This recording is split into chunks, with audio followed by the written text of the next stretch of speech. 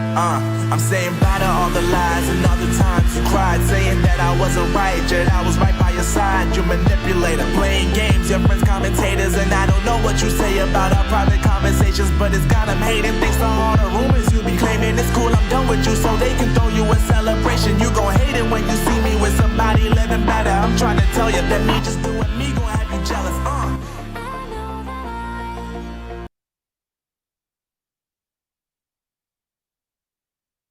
There we go. Hello, folks. Welcome back. This is Chris live in central Pennsylvania.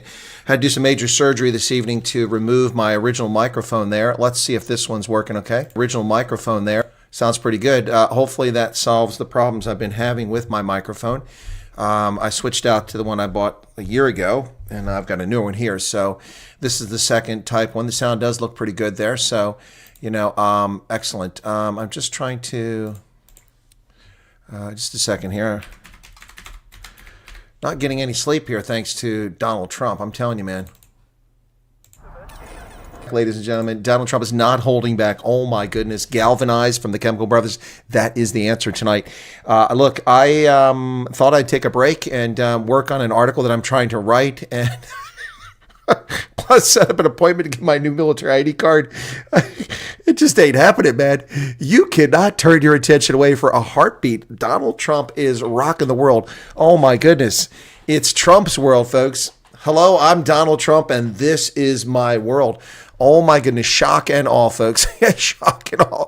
Check this out. So this is what Trump has so far, joked around or threatened about the governor of Canada. He's threatened to annex the Panama Canal Zone. He's threatened to invade and occupy Greenland. Today, Donald Trump said the U.S. is going to take Gaza. And so what's next? Antarctica? Perhaps South Africa? It's Trump's world, folks. We're just passengers in his world right now.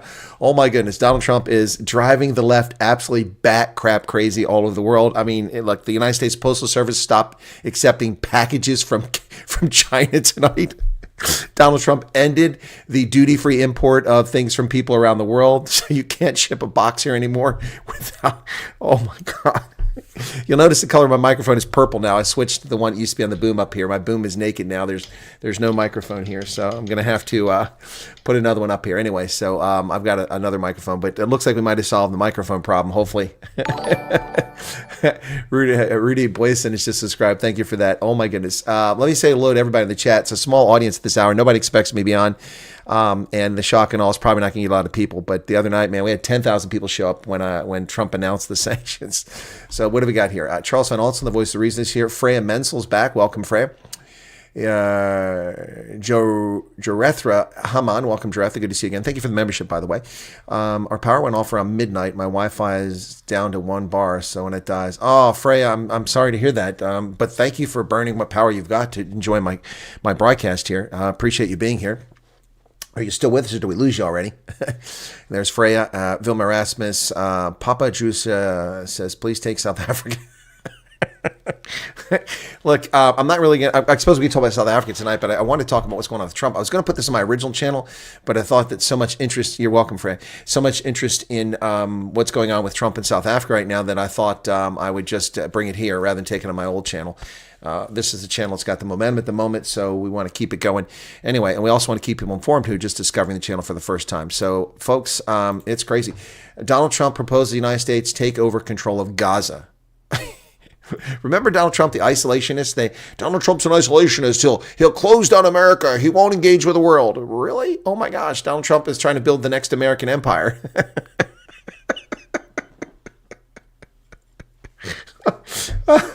Folks, first off, I'm laughing because most of this isn't going to happen, okay? People just need to relax. We're not going to invade Greenland. We're not going to occupy the Canal Zone. We're not taking possession of Gaza.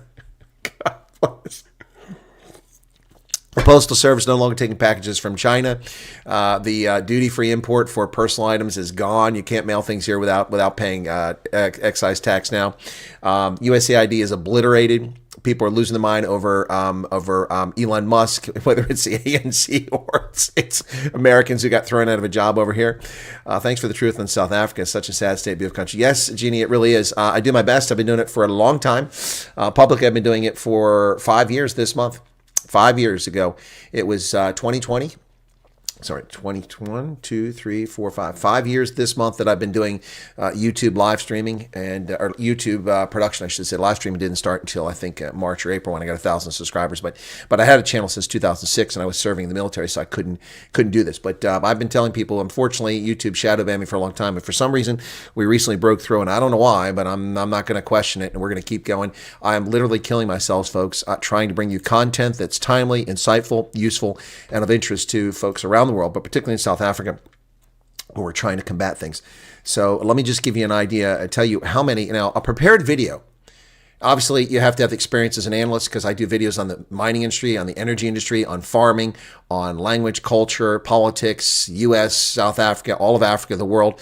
And you have to have and communications, technology, mobile telecommunications, computers. I do it on all that stuff. Pharmaceutical industry. Pick a topic, I pretty much cover it. Fisheries and forestry, macadamia nuts, beef, poultry, anything.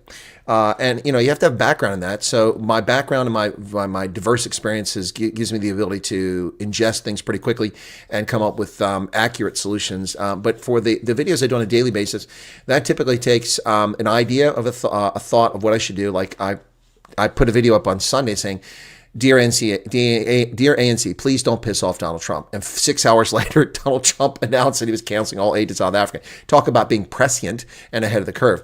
And 3 days before that, I put a video up which has got like almost 180,000 views now. It's the best one I've ever had in this channel. And that video was a detailed explanation of the relationship with the United States and South Africa, and showing how one-sided it is in favor of South Africa. And the ANC is just pissing into the wind, or pissing through their own cornflakes for no reason. And that one's done very well. But my point is that to do a video, it takes me an idea, unless it's a breaking story that I need to go to very quickly. I usually spend at least 15 minutes to a half an hour recording, usually 15 minutes or less recording the video, but I typically make some notes on it. I put the notes together and I edit them and make sure they're spelled correctly so I don't misread them when I go, because I use them as talking points and then I diverge from this. It's not a script really. And then I also use those notes oftentimes to write articles later on. So that's why I type it all down with my notes, my facts, my figures. And then I go and confirm some of those facts and figures that if I want to make sure they're straight. And that takes me probably an hour and a half of research, 15 minutes to read it, and then half an hour to an hour to edit the video, depending on how much content I put in with videos and audio and images. So we're talking, every video I do is probably 3 hours of work minimum, all right, except for a breaking news story. 3 hours. And let me just show you how busy I've been the past month, okay?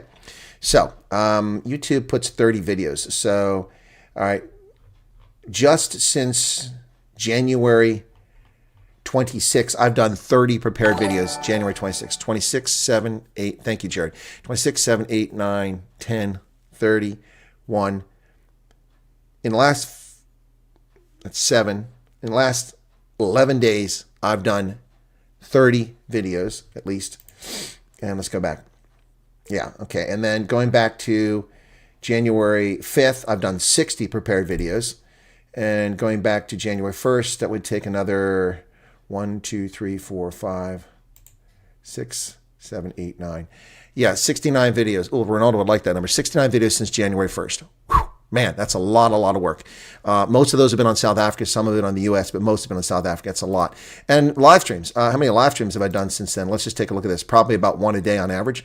So I've done 30 going back to January 14th. And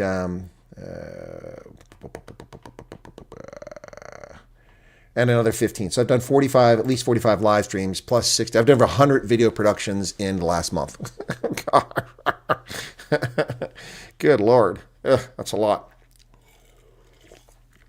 Yeah. When you visit, would love to host you in Hamas. Well, thank you for that, Jeannie. I'll announce it. I'm looking at dates now. The Jazz Festival's in Cape Town, and I wouldn't mind attending that. So that's in April. I'm looking at April potentially.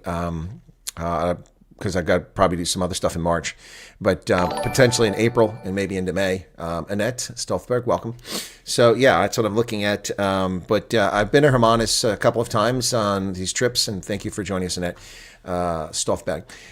Yeah, so we'll see. And I do meet and greets. I did a meet and greet in Hermanus. It was a fantastic meet and greet, and we'll probably do another one then, since I'm getting to know more people in Hermanus. D needs to poll its members to see if they should stay. I don't think they're going to do that.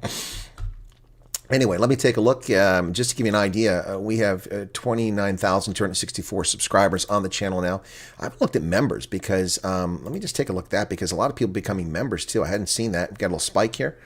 Yeah, a slight spike. Yeah, from February 1st, we've gone 127, and now we're up to 157. Wow, so 30 new members since February 1st, and I'm not even trying to get members. People are donating, plus other people sign up. Thank you for that. Do appreciate it. But let's talk about Donald Trump. That's what this is all about. So Trump announced earlier today in a press meeting with Benjamin Netanyahu, the Prime Minister of Israel, that the U.S. Should take over Gaza. What? That's what he said, folks. I'm not making it up. I'm not making it up. Hey, Mike Nortkia, welcome to you. Yeah, this is the real deal. This is the Trumpster saying, man. Yeah, Nick says, with the growth in subscribers, it'd be a convention, not a meet and greet. Well, it'd be great if it was a convention and get people to come to it. That'd be awesome. So Trump proposes U.S. takeover of Gaza. President Trump proposed Tuesday the United States should take over Gaza, and that all Palestinians there, some 2 million people, leave, describing a permanent relocation to one or more sites funded by countries of interest with humanitarian hearts, as he hosted Benjamin Netanyahu for a joint news conference in the White House. Trump said he studied the conditions in Gaza, and his idea to seize and develop it has gotten tremendous support from the highest leadership as a viable plan to bring peace to the Middle East. I'm sure the people Trump talks to do think it's a great plan, but I don't think the Palestinians think it's a great plan. But I mean, Gaza's a rubble pile. It's going to take years to clean the rubble out. Never mind, the bodies will be found over there, and the disasters and restoring services. Yeah, will it become the Mar-a-Lago on the Med? Donald Trump's idea is a Mar-a-Lago on the Med. But of course, we all know that before Joe Biden became president, Donald Trump had brought peace to the Middle East with the Abraham Accords, which had gotten Morocco, the United Arab Emirates, Sudan, and a host of Arab countries to agree to permanent peace with Israel. And in fact, countries have restored diplomatic ties. They restored air links, particularly Morocco. Morocco even restored defense cooperation and did exercises and exchanges with the military, the Israeli Defense Force. So yeah, it was really going well until Joe Biden came in and cocked everything up because he's an idiot. By the way, Joe Biden got himself a Hollywood agent today, which is long overdue because for the past 50 years, he's pretending to be an American. So while he's selling us out to China and Ukraine and Russia and everybody else. Freya says, I didn't realize how informed I was until I discovered your channel. I really appreciate your work. I watch everything you publish on both channels. Well, thank you, Freya. It's very kind of you. I really appreciate that. I also have a Substack channel, which is where some of my articles are getting published now, and I get published on the Daily Friend. That's more professional. Substack is just mine. Freya, yeah, well, thank you. I really am humbled by what you say. The problem is that people have agendas. People have objectives. They all got something in here. There are only a few people that actually do this because it's out of the goodness of their heart. And look, there's nothing wrong with doing it for a career and making money of it. And I'd love to make money at it and be famous. That'd be pretty cool. I've been famous before, though. That's not all it's cracked up to be because just everybody pays attention to you. Then you can't just move through life. But making a lot of money would be cool. But I didn't start this to make money. I actually just started it to advertise my consulting business so that people that were trying to put American business in Africa would turn to me and go, hey, that's the guy we want. We need him to go with us to Senegal because he speaks French and he knows Senegal and he knows people there and he understands the environment. He can help us get our business started there. That's what I was trying to do. But lockdown stopped all that when I first started my consultancy business. So I started making videos and it just grew. And it stagnated for a long time when YouTube censored me and took away my original channel and we started this channel, which now exceeds my original channel. By the way, folks, with the growth in this channel this week, 29,000 here, 21,000 on the other. Yes, I know there's duplicate subscriptions. Some of you are on both channels, but a lot of the audience on that channel is different. It's American, but that's 50,000 subscribers on YouTube, plus another 8,000 plus on my rugby channel. I'm approaching 60,000 subscribers. So, but thank you, Frey. I really am humbled by what you say. It's kind of you to say that. But yeah. Again, and I tell people I'm not unbiased. We all have bias. We just have to admit our bias and be honest about it and not let it cloud our judgment. My bias doesn't cloud my judgment, and I'm objective when I treat people fairly.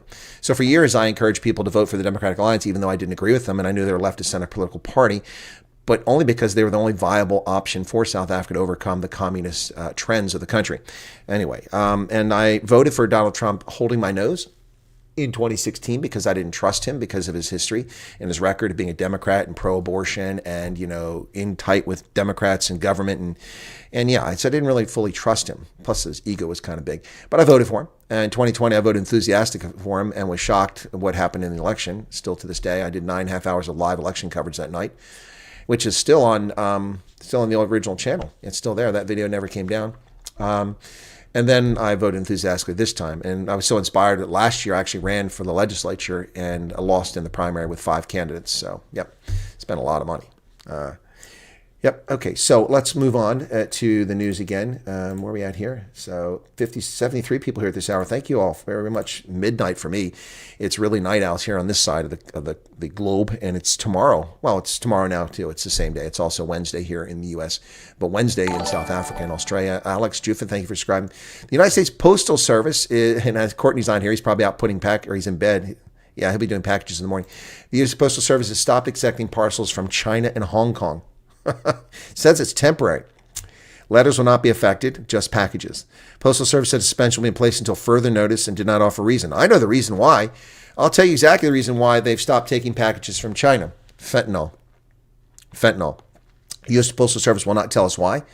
It comes after President Trump imposed an additional 10% tariff on all goods imported to the U.S. from China. Trump's executive order eliminated an exemption, allowed goods worth $800 or less to enter the U.S. without having to pay duties or certain taxes. The so-called de minimis tax loophole faced increased scrutiny in recent years as Chinese e-commerce giants like Shein and Temu used it to reach millions of U.S. customers. And they do the exact same thing in South Africa. South African business, particularly Takealot, is really pissed off at the likes of Shein, Shine, however you want to say that, and Temu especially, which has been eating Takealot and others lunch because of their getting around loopholes and illegally shipping stuff to South Africa and avoiding duty. So here in America, Donald Trump just put a full stop to that. Done and dusted, finished and clear, no more of the bullshit. The delimitus is gone, and that's unfortunate for individuals who ship packages to their loved ones or family members or send them, care packages with something from home that you can't get at home or recorded DVDs. You'll now have to pay duty to get that in here. Yep. So there you go. Shots fired. I'm telling you, man, this is the new sheriff in town, man. You are not messing around with Donald Trump. I am telling you, you are not messing around with Donald Trump. It is simple as that. This guy is taking no prisoners, and he is dealing with no trifling fools. For those of you who missed what Donald Trump had to say about the suspension of future aid to South Africa, this is what he said at Andrews Air Force Base. I've covered this several times, but let's just go ahead and do it one more time in case someone's missed this. So you said that you were going to cut aid from South Africa. Will you plan to cut aid across other African nations, and why South Africa? No, it's only South Africa. Terrible things are happening in South Africa. The leadership is doing some terrible things, horrible things. So that's under investigation right now. We'll make a determination. And until such time as we find out what South Africa is doing, they're taking away land, they're confiscating land, and actually they're doing things that are perhaps far worse than that. And on the back. That was Donald Trump on the tarmac at Andrews Air Force Base. Yeah, and now we've suspended mail packages from China and the delimitus exemption for the entire world, which is huge. Temu charge you tax usually via their delivery service. Yeah, but they don't give it to South Africans. South African YouTube video is filled with Temu ads. Yeah. Oh, yeah. Well, I make money for that, so feel free to watch those for you. I make a little bit of money. Christy Chubb. He doesn't mean you have to buy from Temu. Thank you, Christy, for subscribing. Trump has he's got an executive order that's set to deal with transgender issue, and that's his latest thing came out. Trump order set, Paul Yonker, thank you, set to ban transgender girls and women from female school sports. The NCAA has indicated it will move quickly to change its rules in the face of such an order. President Trump is preparing to issue an executive order Wednesday, effectively banning transgender girls and women from participating in female sports events in schools and colleges, fulfilling a promise that fueled his campaign. He said he'll sign the order keeping men out of women's sports Wednesday afternoon. Some people familiar with the matter, and a White House official confirmed. Representative Nancy Mace of South Carolina said Tuesday in a press release that she plans to join the president as he issues the order. This executive order restores fairness, upholds the Title IX's original intent, and defends the rights of female athletes who have worked their whole lives to compete at the highest levels. Wow. Man, that is huge. That is huge. Now, Trump can't ban males from participating in sports. He can only do it in places where federal dollars are spent. So, wow, that is unbelievable. Well, it's the Trumpster doing what he does. United States Agency for International Development is being shellacked and buffeted by high winds from Doge and from Trump and from the American people, despite leftists running around losing their minds and screaming at the howling at the wind. USAID is about to go away. USAID is not required by the U.S. Constitution. It's not a body that's established by Constitution or by law. It is a body that was established with the stroke of a pen, an executive order signed by John Fitzgerald Kennedy Jr. in the 1960s, creating the Agency for National Development at the same time he created the Peace Corps. And it can be taken away with the stroke of a pen. The money that's allocated to this year can't be spent elsewhere because that's the law, but it doesn't have to exist in next year's budget. I would caution folks, if you're wondering what comes next, you might consider the potential elimination of the Peace Corps. Now, that would be unfortunate, but it's a do-good organization, and Trump is looking to remove do-good organizations. The Peace Corps does rely on volunteers. However, they do get stipends, and there is millions and millions and millions and millions of dollars associated with the overhead operations, transportation, the insurance, medical, and all the things that come into play for Peace Corps. So it's done some amazing things over the years, but I'm telling you now, have you heard it anywhere else? You're hearing it here right now, Wednesday, February 5th, 2026. 2026, that's next year. 2025. I'm thinking February 6th tomorrow for the State of the Nation address in South Africa. Here, Wednesday, February 5th, 2025, Peace Corps may very well be the next thing on the chopping block. Just watch it. Watch for it. USAID personnel, all direct hire personnel, government employees are put on administrative leave. Wow. Personnel handling State Department agencies' essential duties have been exempted. Wow. Now, the U.S. Agency for National Development is the Reagan building, and it was the only federal building that was open with a toilet on January 6th of 2021. You should have seen the hundreds of people waiting to take a leak outside the building as I walked by it. U.S. Agency for National Development issued a directive on February 4th instructing that all direct hire personnel be placed on administrative leave globally on February 7th, except those handling essential duties. The internal directive posted on the website stated that there would be exemptions for designated personnel responsible for mission-critical functions, core leadership, and specifically designated programs. According to the directive, the agency leadership will notify essential personnel to continue working by the 6th of February. It stated that a plan was being developed to coordinate the return of USAID personnel based overseas to the United States within 30 days. USAID was established by President John Fitzgerald Kennedy in 1961 through the Foreign Assistance Act. The agency of the State Department is responsible for administering U.S. foreign aid and developing assistance. Wow. 1961, folks.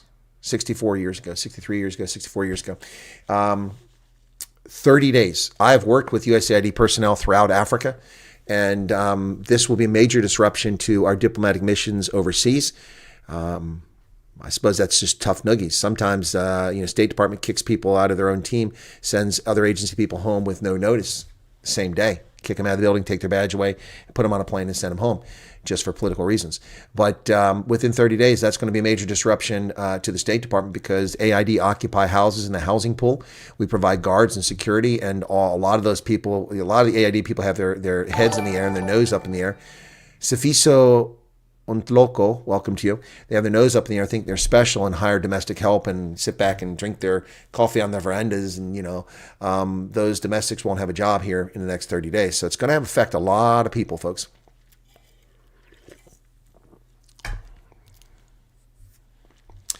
Nick says, I'm passionate about conservation. I was shocked when you exposed we received $120 million from the U.S. Nothing to show for it. Are you talking about the $7 million of conservation that I put on Twitter? That's for Southern Africa, and that is for anti-poaching, I believe. Yep. Thoughts on USA taking ownership of Gaza? I think it's a bit crazy, Andre. I don't want the USA involved in the Middle East at all. I understand where Trump's coming from. I have no problem with Gaza being depopulated and being a demilitarized zone and turned into a conservation area. The Palestinians or Arabs, they can go to their cousins in Jordan and go back to Egypt because Gaza was Egypt. That's where they probably should go. They're Egyptians, many of them. So, yeah. Or they can become citizens of Israel if they're not from T groups.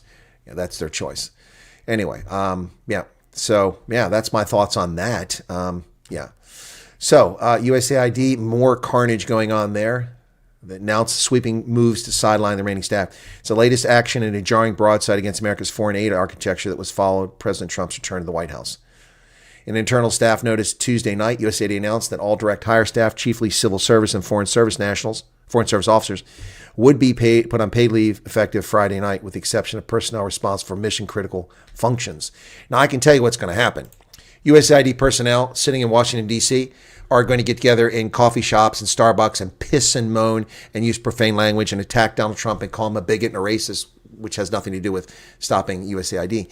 And they're going to plot their revenge and they plot their little protest. And I tell you right now, if you go to the coffee shops of Alexandria, Virginia, or Northern Virginia, Loudoun County, suburban Maryland, and Howard County, Prince George's County, PG, and Montgomery County, USAID folks will cluster in Starbucks and other places like that. Panera Bread, they like those, snotty little snooty places.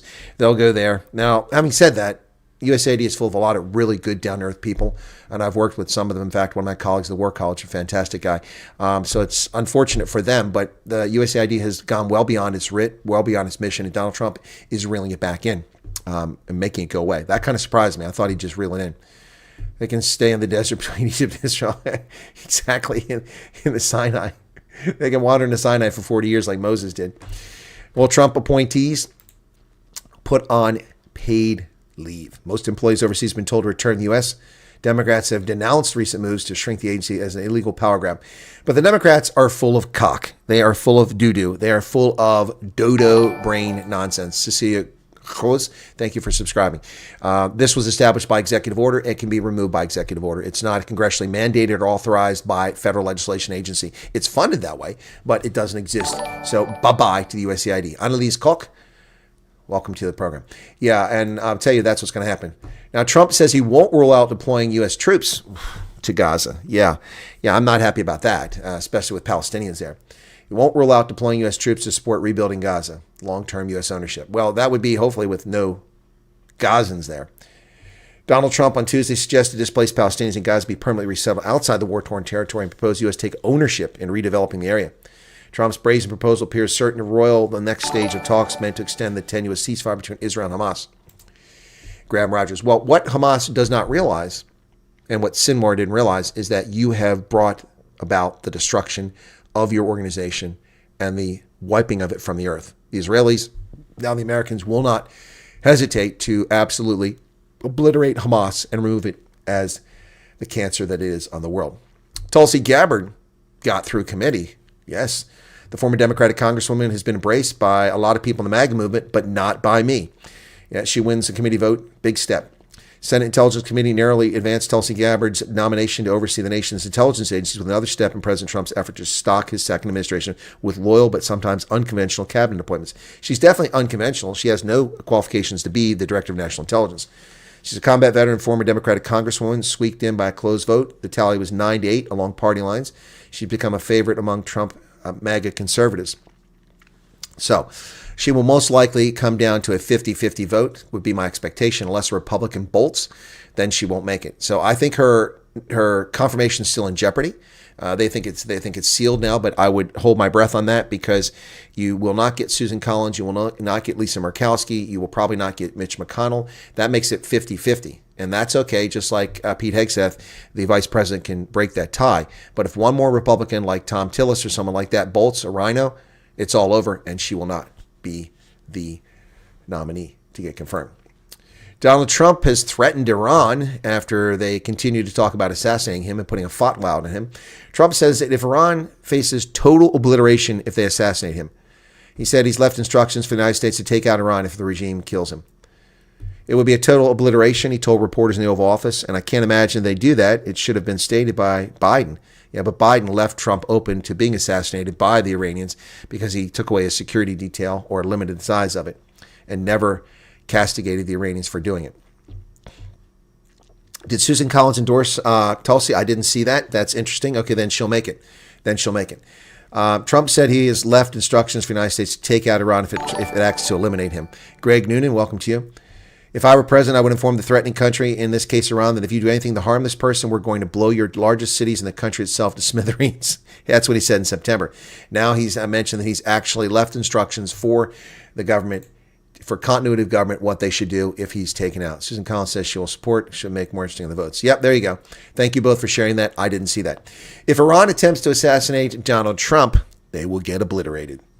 There won't be anything left, the president said Good Lord. President Trump said Tuesday if Iran carries out its assassination, advisors will ensure the country is obliterated. Wow. Well, they haven't done that, and that would be a terrible thing for them to do. Not because of me. If they did that, they would be obliterated. That would be the end. I've left instructions. That would be the end of Iran. They get obliterated. There won't be. That would be the end of Iran. Wow. Ooh, the mullahs, are they listening? Are they listening? Trump said he's, as I said, given instructions to obliterate Iran if they assassinate him. This is getting real, folks. If you're in Tehran, I hope you're taking notice. Wow. Now, in 2020, he ordered the killing of Soleimani, who led the Iranian Islamic Revolutionary Guard Corps' Quds force. Yep. And the threat's been on his life ever since then. Well, Soleimani was a horrible person. Horrible person. And here you go once again. This is New York Times saying he's left instructions. There's a picture there from Tehran. His comments came in response to reporters' question, but the issue was more than hypothetical. Just after Trump was elected, the Justice Department indicted several men who said they had been heard plotting to kill Trump in September. One of the plotters said that he was assigned in September to carry out the plan by the Islamic Revolutionary Guard Corps, Iran's elite military unit. Yep, so this is very real, and it's not a hypothetical. Trump is also withdrawing funding for the United Nations relief agency that has Hamas members that butchered and murdered innocent civilians, including Americans, on October 7th of 2023. Trump signed a document to stop U.S. engagement with the United Nations Human Rights Council and to continue to halt funding for the UN Palestinian Relief Agency. I've always felt the UN has tremendous potential. It's not living up to the potential right now. It hasn't for a long time.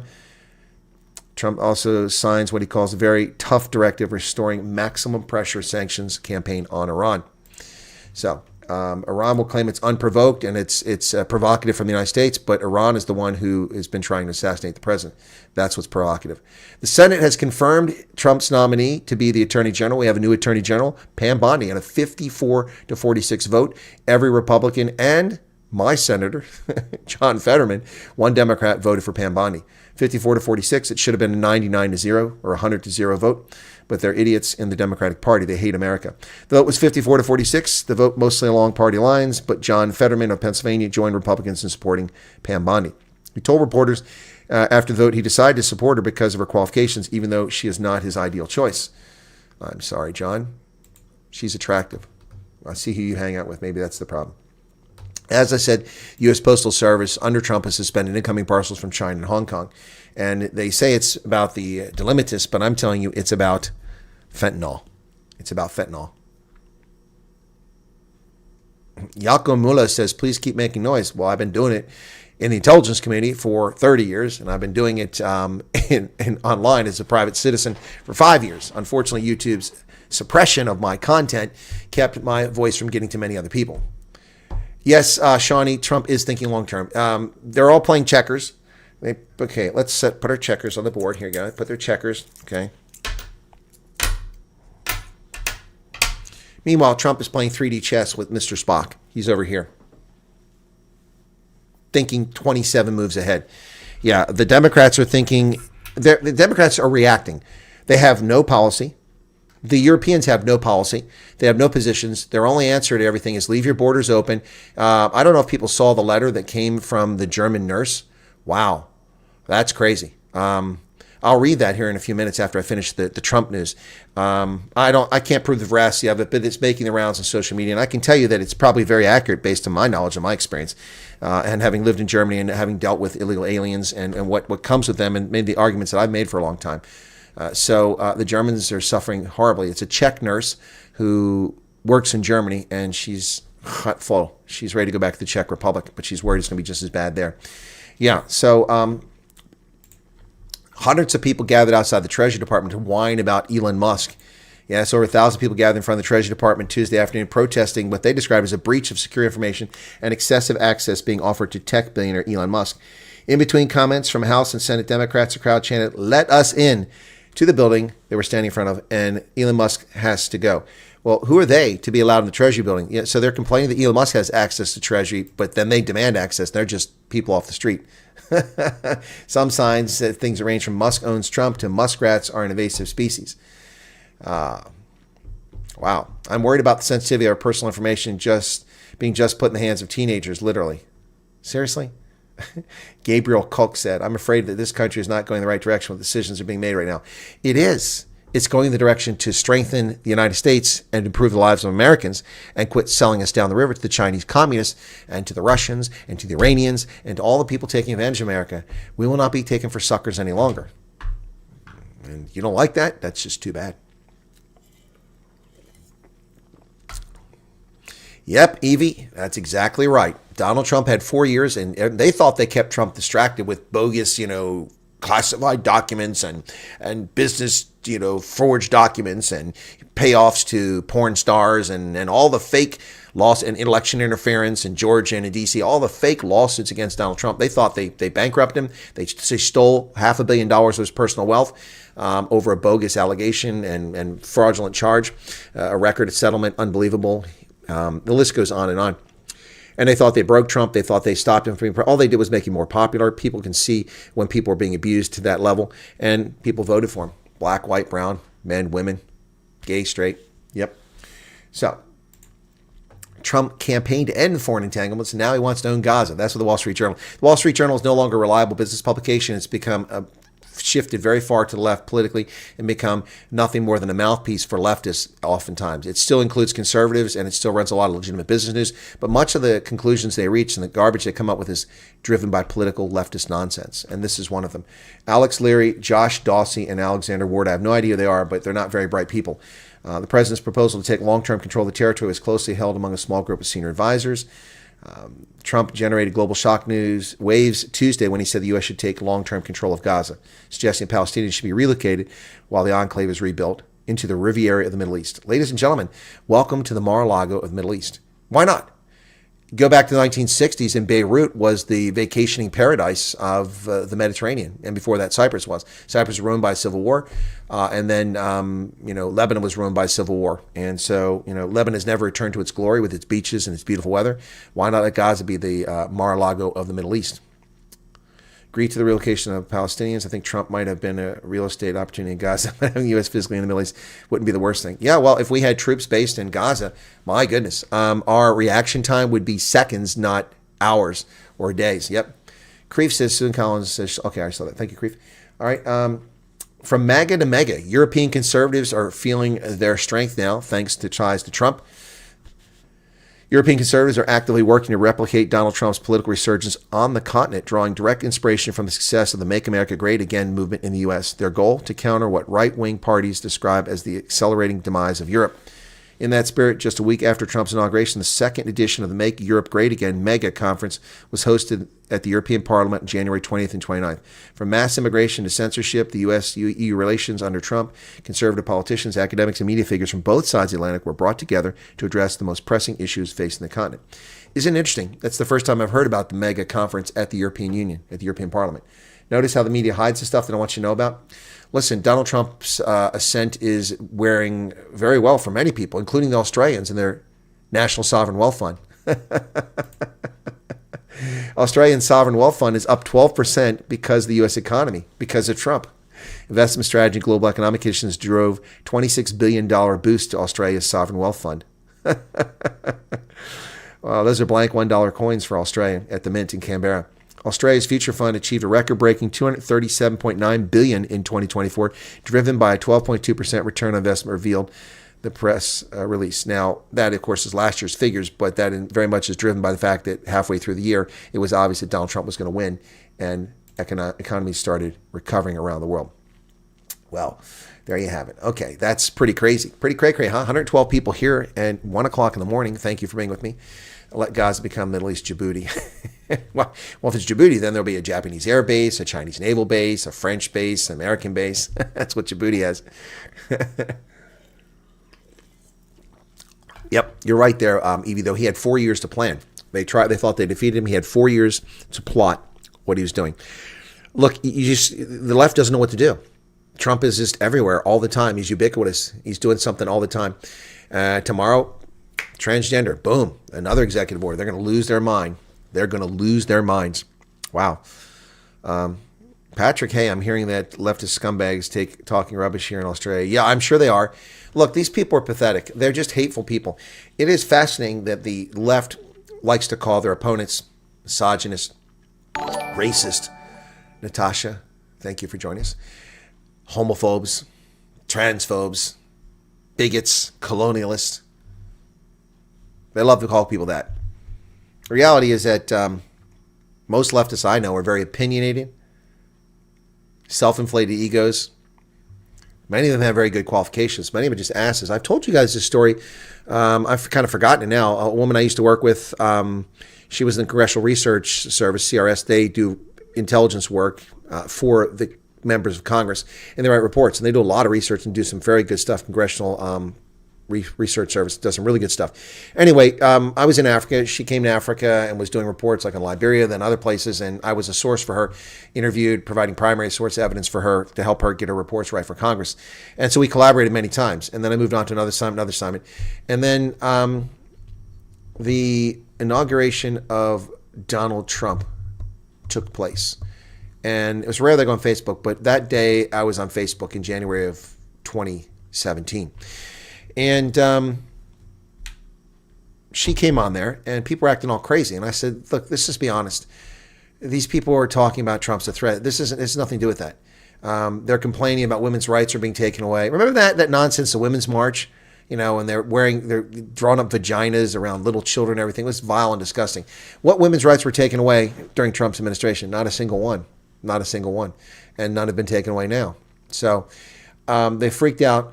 And she came in there, and I was saying, I said, look, I'm in a hotel because I'm at a hockey game in Scranton, Pennsylvania, and the game is tonight. So I'm watching this unfold, and I'm watching this. And these people, their behavior is terrible. Madonna is talking about blowing up the White House, and people are dressed as bloody vaginas, and there's little children there.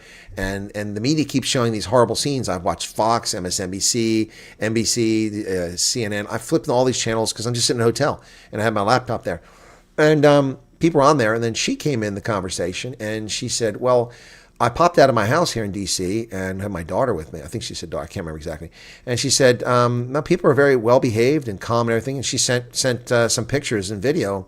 And so I thanked her. I said, yeah, that's awesome. It's good to see that because the media isn't covering the calm parts. But rest assured, you're not where the stuff is going on. It's crazy. It's going on. And I said, and then I said, let's just face it. These people don't really care about women's rights. Because they had all year to lobby Congress. They didn't do anything. They waited until after Trump came in to make a statement because they hate Trump for whatever reason. She dropped out of the chat. I went back to work. My official email, in which I did coordination with her, I'd sent her a note asking her a question a few weeks later about something. Didn't respond. Wrote her another note. Said I didn't get a response back. Nothing. About a month or two later, wrote her a note. I called her. She didn't want to talk. These are demonic people. Well-educated, very smart, very articulate, but an entire brain-dead, dumbass, maggot-ridden brain. Yep. Everyone have a base there, says Charles. Yep. World Economic Forum, UN, WHO objectives are listed in Agenda 2030. Yep, that's right, Keith. Staying up late again to give us proper news coverage. Much appreciated. You're welcome, Stephen. Thanks for being here. And I'm really impressed at 109 people here right now. Thank you all for that. Yeah, it's cray-cray. Let me take a look. My latest video I dropped a short while ago. In case you missed it, that's on Guaide Mantasha threatening America. There'll be some pops in that video because I didn't switch out. Here's my old microphone. I don't know why it's popping. I cleaned it. There was buildup of stuff on here. I wiped it off, cleaned it up, and then I did some test recordings after I published that video. And the test recordings were still coming up with a little every now and then. It's very hey Baba, it's very distracting. So it's unfortunate. I bought this for like $129 almost 5 years ago. So I got a good run out of it, but it's not working properly now. So I'll keep it. I could probably use it for another purpose, but it's really not. I can't make videos that I want professional quality. It keeps making those little clips and stuff. It's probably because I knocked it over a few times and something's loose in it. But well, that's yeah. I don't hear anything rattling around. Anyway, but I had this one, and this microphone I had mounted on the boom over here so I could do like the radio, and I didn't like the way it was set up, so I stopped using it. And then I bought another one of these because they're on sale, dirt cheap, because I had that one for about a year and a half, and I bought a new one a few months ago. When I hooked it up, it didn't work. I figured out why, because I hooked this one up, it didn't work. When it hooked this microphone up, it defaulted to speakers, my speakers, not to my speakers, my Bose speakers, but to speakers on this, and there's no speaker on this unless I plug an earpiece in the back, and then I can listen. I can put an earpiece in here, and then I can listen out of it. So anyway, so I sorted it all out. So you'll notice this is purple instead of red. I can make it any color because it comes with software. The old one didn't have that. Also, this is a USB-C, and that was just a standard, sort of plug. Anyway, so that's hopefully improving the quality. Shireen, how you doing there, Doc? What's going on? Send the links under last night's stream vid to back my comments. Okay, thank you.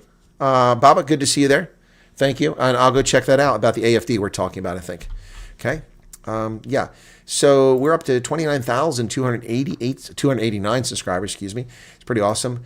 Also, just to let you guys know, I'm really, really grateful. I think you know that, but in the past 28 days, not including yesterday's content, 28 days, and 28 days ago, let me give you an example. Back on January 11th, I had 3,900 views for the day. Okay.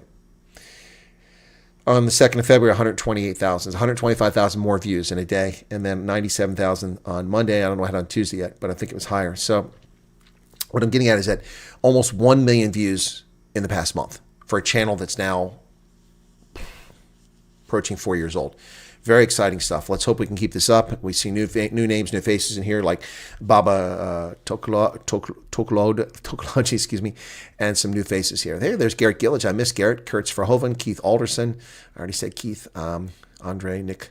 Yep. So I think a lot of people, and there's Penguin. I think a lot of people were concerned that if my channel grew, I wouldn't stay engaged with people who've been here from the outset.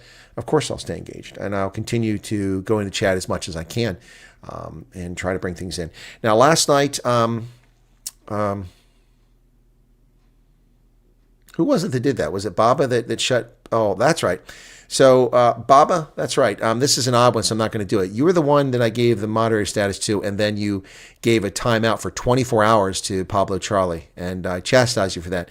Well, there will be a penalty for that. The next time you come in, say hello, let me know you're here, and then you're going to get a timeout. All right? I'm not going to give you one tonight, but you're going to get a timeout. All right? Just to level the playing field. It's not fair. Anyway, so good morning to Takrick. How's it going there? Anyway, so I guess we talk a little bit about South Africa now. Now that we've gotten through the Trump stuff. Trump is killing it, man. He's killing it. It's crazy. I don't know what to tell you, folks. By the way, I did say I was going to read that letter. Let me see if I can find it real quick. That was sent to me by somebody, and let me see if I can find this real quick. What's that? Van Niekerk just survived. Just subscribed. Thank you for that. Now, where the heck is this at? I've got it here somewhere. There it is. Okay, a nurse in Germany. Here we go. All right, so this is apparently a nurse in Germany. It's an open letter. So yesterday at the hospital, we had a meeting about how the situation here and the other Munich hospitals are unsustainable. Clinics cannot handle the number of migrant medical emergencies, so they're starting to send everything to the main hospitals. Many Muslims are refusing treatment by female staff, and we women are now refusing to go among those migrants. Relations between the staff and migrants are going from bad to worse. Since last weekend, migrants going to the hospitals must be accompanied by police with K9 units. Many migrants have AIDS, syphilis, and open tuberculosis, and many exotic diseases that we in Europe do not know how to treat. If they receive a prescription to the pharmacy, they learn that they have to pay cash. This leads to unbelievable outbursts, especially when it is about drugs for the children. They abandon the children to the pharmacy staff with the words, "So cure them yourselves." So the police are not only guarding the clinics and hospitals, but also the large pharmacies. We ask openly, where are all those who welcome migrants in front of television cameras with signs at train stations? Yes, for now, the border has been closed, but 1 million of them are already here, and we will definitely not be able to get rid of them. Oh, it's millions, not 1 million, dear. Until now, the number of unemployed in Germany was 2.2 million. Now it's over 3.5 million. Most of these people are completely unemployable. Only, Darius, thank you for subscribing. Where is that here? Only a minimum of them have any education. What's more, their women usually do not work at all. I estimate that 1 in 10 of them is pregnant. Hundreds of thousands of them have brought along infants and little kids under 6, many emaciated and very needy. If this continues and if Germany reopens its borders, I'm going home to the Czech Republic. Nobody can keep me here in this situation, not even for double the salary back home. I came to Germany to work, not to Africa or the Middle East. Even the professor who heads our department told us how sad it makes him to see, but worth the read. Especially the cleaning women, who had cleaned every day for years for 800 euros and then meets crowds of young men in the hallways who just wait with their hands outstretched, waiting for free. And when they don't get it, they throw a fit. I really don't need this, but I'm afraid that if I return home at some point, it will be the same in the Czech Republic. If the Germans with their systems cannot handle this, then guaranteed back home it'll be total chaos in the Czech Republic. You, who have not come in contact with these people, have absolutely no idea what kind of badly behaved desperados these people are and how Muslims act superior to our staff regarding their religious accommodation. For now, the local hospital staff have not come down with the diseases these people brought here, but with so many hundreds of patients every day, this is just a question of time. In the hospital near the Rhine, migrants attacked the staff with knives after they had handed over an 8-month-old on the brink of death, who they dragged across half of Europe for 3 months. The child died 2 days later, despite having received top care. Thank you, Marilo, for subscribing. Despite having received top care at one of the best pediatric clinics in Germany. The pediatric physician had to undo surgery and the pediatric surgeon had to undergo surgery, and the 2 nurses are recovering in the ICU. Nobody has been punished. The local press is forbidden to write about it, so we can only inform you through email. What would have happened to a German if he had stabbed a doctor and nurse with a knife, or if he had flung his own syphilis-infected urine into a nurse's face and so threatened her with infection? At a minimum, he would have gone straight to jail and later to court. With these people, so far, nothing has happened. So I ask, where are all those greeters and receivers from the train stations, sitting pretty at home enjoying their uncomplicated, safe lives? I would round up all these greeters and bring them here first to our hospital's emergency wards as attendants. Thank you, Lucas Villon, for subscribing. Then in one of the buildings housing the migrants so they really can look after them there themselves without armed police and police dogs, who sadly today are in every hospital here in Bavaria. Is this situation coming to your country? If you understand the dangerous situation that is heading your way, please share and spread this by all means necessary and available to you. Yep, that's what a German nurse had to say. Yep. Well, she's a Czech nurse in Germany. Yep, the rats are here. Yep, and if you complain about it, you're a homophobe, Islamophobe, nonsense. Ted Cruz tweet on South Africa. Oh my goodness, Ted Cruz is tweeting on South Africa now. Okay, thank you for the heads up on that, Tackrick. Okay, Ted Cruz. Okay, I am following him. Okay. Illegal aliens, AOC, water. I don't see where is. Okay, Ted Cruz, South Africa. I hate Twitter. It's so hard to find stuff.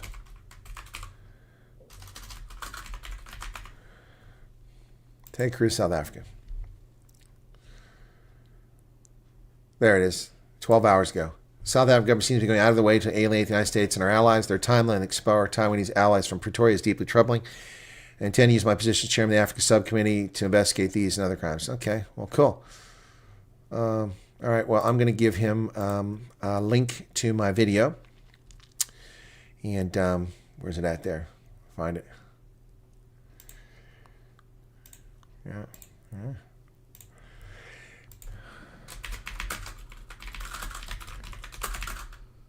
Four.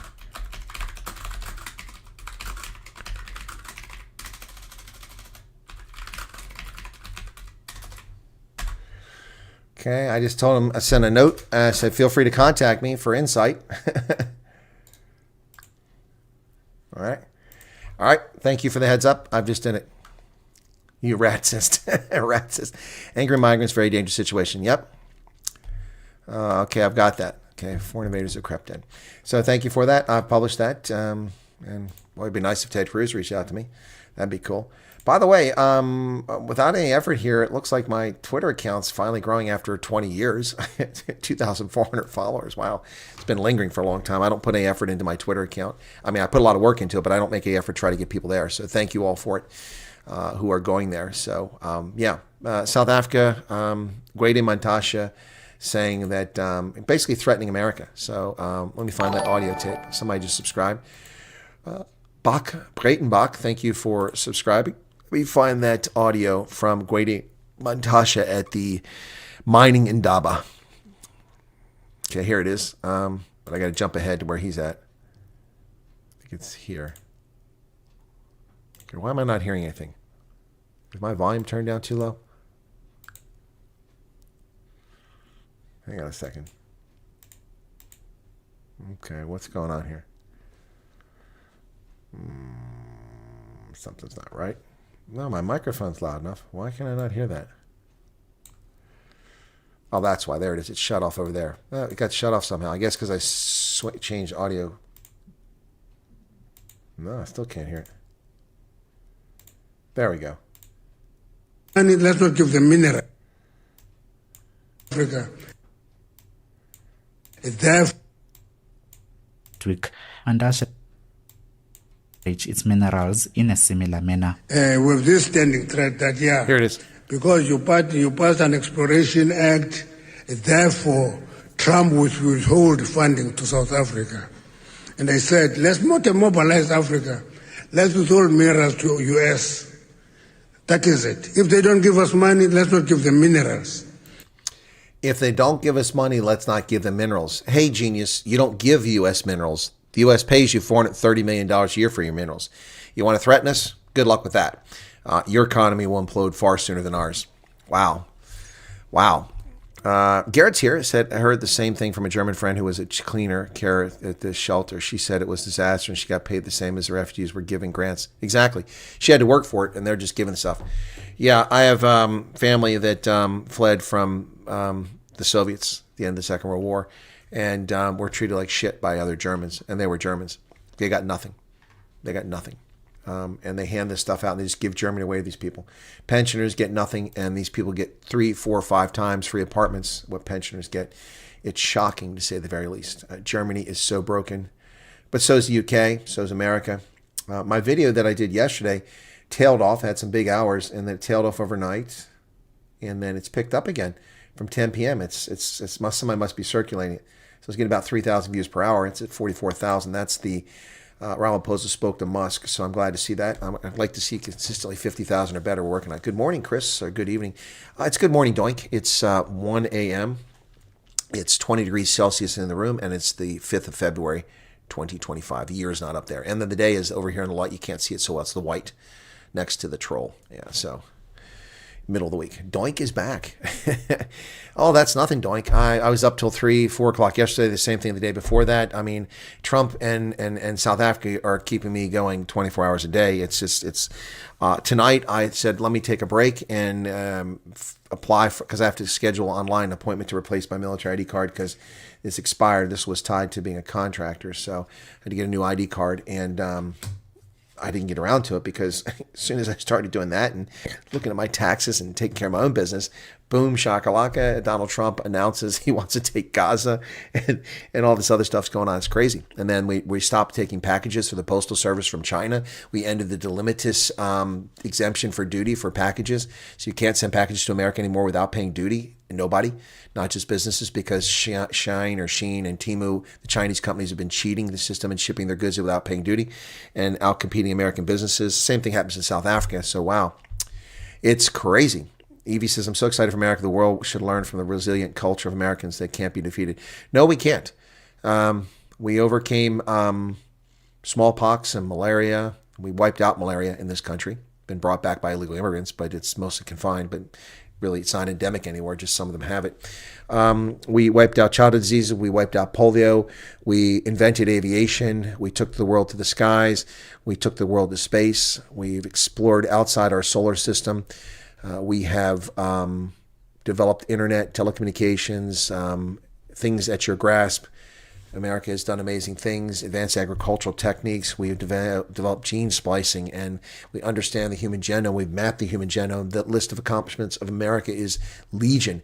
It has made the world immeasurably a better place and safer and healthier place for the world to live. Meanwhile, we're attacked as being imperialist and neocolonialist and racist and all this other bullshit by people who are just envious and have penis envy because they're so unsuccessful. Yep. Yeah, they're doing the same thing in South Africa. The Temu was out quick to collect my new driver's license. Well, Wilma. South Africa has one machine to make driver's license, so I wonder how long you had to wait to get it. The more I look at the moon landing footage, the more I'm sure it's fake. Dave, that's real. It's real. I don't know why people think that. Because, there was no one there for the camera. It was all a setup, guys. They came out of the plane, or out of the lunar lander. They set up the camera. He went back up. They timed it. It was on the shutter. He came down and took a picture. Pretty simple. 6 weeks. Do you know how long it took me to get my driver's license, Vilma? Want to guess? I had to drive, so it's a 20-minute drive because it's up on the other side of the Capitol, this side of the Capitol. And the lander does look pretty flimsy, but there's low gravity on the moon, so it's not an issue. I was in the driver's testing station for about 20 minutes total. And that included taking a photograph, answering some questions, handing my form in, paying my fee, all of that. Less than 20 minutes. And when I got my new driver's license, I didn't even have to go. It was mailed to me. I just applied for it online, and I got a new one. Yep, sent it right to me. So, yep. There you go. Sent it right to me. Yep. So, yeah, that was pretty easy. That's cheating. You got help from aliens. What aliens? Illegal ones? Nuke the ice caps. Taking Gaza and sending troops there would just make them a target. Who making who a target? The troops? Well, the troops are already a target. We're a target all around the world, no matter where we are. Yep. It's cheating. Americans didn't let communism take over their country. Very few people can say that right now. That's true, Evie, but we were getting close there with the Biden regime. By the way, for those who tune in later, Joe Biden has an agent now. Sleepy Joe's got himself an agent. It's long overdue because he's been acting for decades. So it's about time he had himself an agent. I'm just saying. Greedy Mantasha. Oh, Charmaine Peacock. What a cool name. I like that description. Greedy Mantasha. Yep.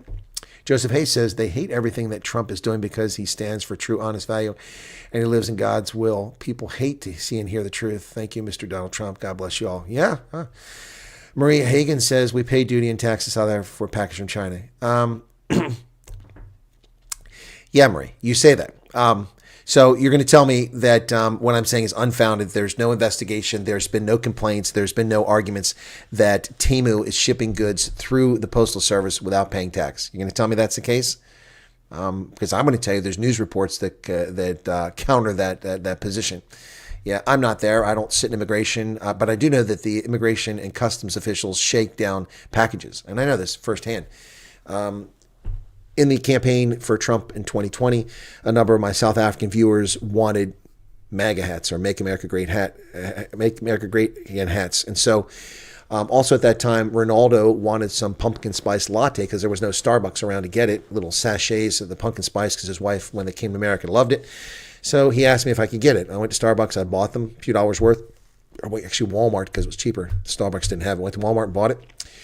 And then I picked up a handful of those hats. Someone sent me the money to pay for it.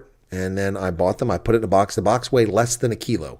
Less than a kilo. The total value of the box was $75 US, which should be exempt from customs duty coming into South Africa, according to the law. So I paid $312. 6,000 Rand to send it DHL. Now, I didn't pay it. They reimbursed me for it, the people that were getting items. And there were like 5 or 6 people getting something out of the box. So 6,000 Rand, and it was there in 2 days. Perfect. Then when it got there, it sat in Cape Town. They wouldn't forward it to PE until Ronaldo paid them the equivalent of about $400 US. More than I paid for the shipping. $400. 8,000 Rand. Or 7,600 Rand. He refused. It took 6 weeks to get it out. And eventually had to pay something. It was a scam. South Africa is so crooked, so dirty.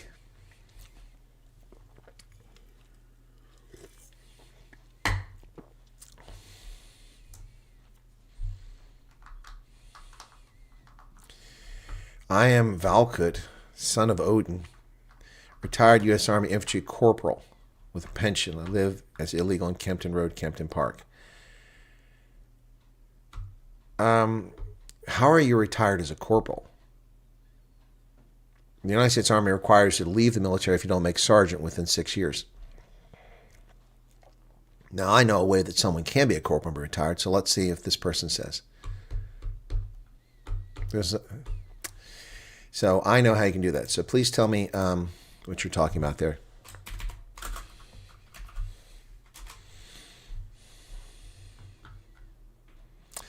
Mantasha is drinking. I think he's drinking Chibuku. What's this bitter irony? What if they did go to the moon but forgot to hit record? Oh, maybe that's what happened. Maybe that's what happened. Dave, I know Yappy had to pay 150 Rand in security just to get the building for my driver's license. There you go. Isn't that ridiculous? Time has come for South Africa to 9 years, 4 months, 28 days active duty.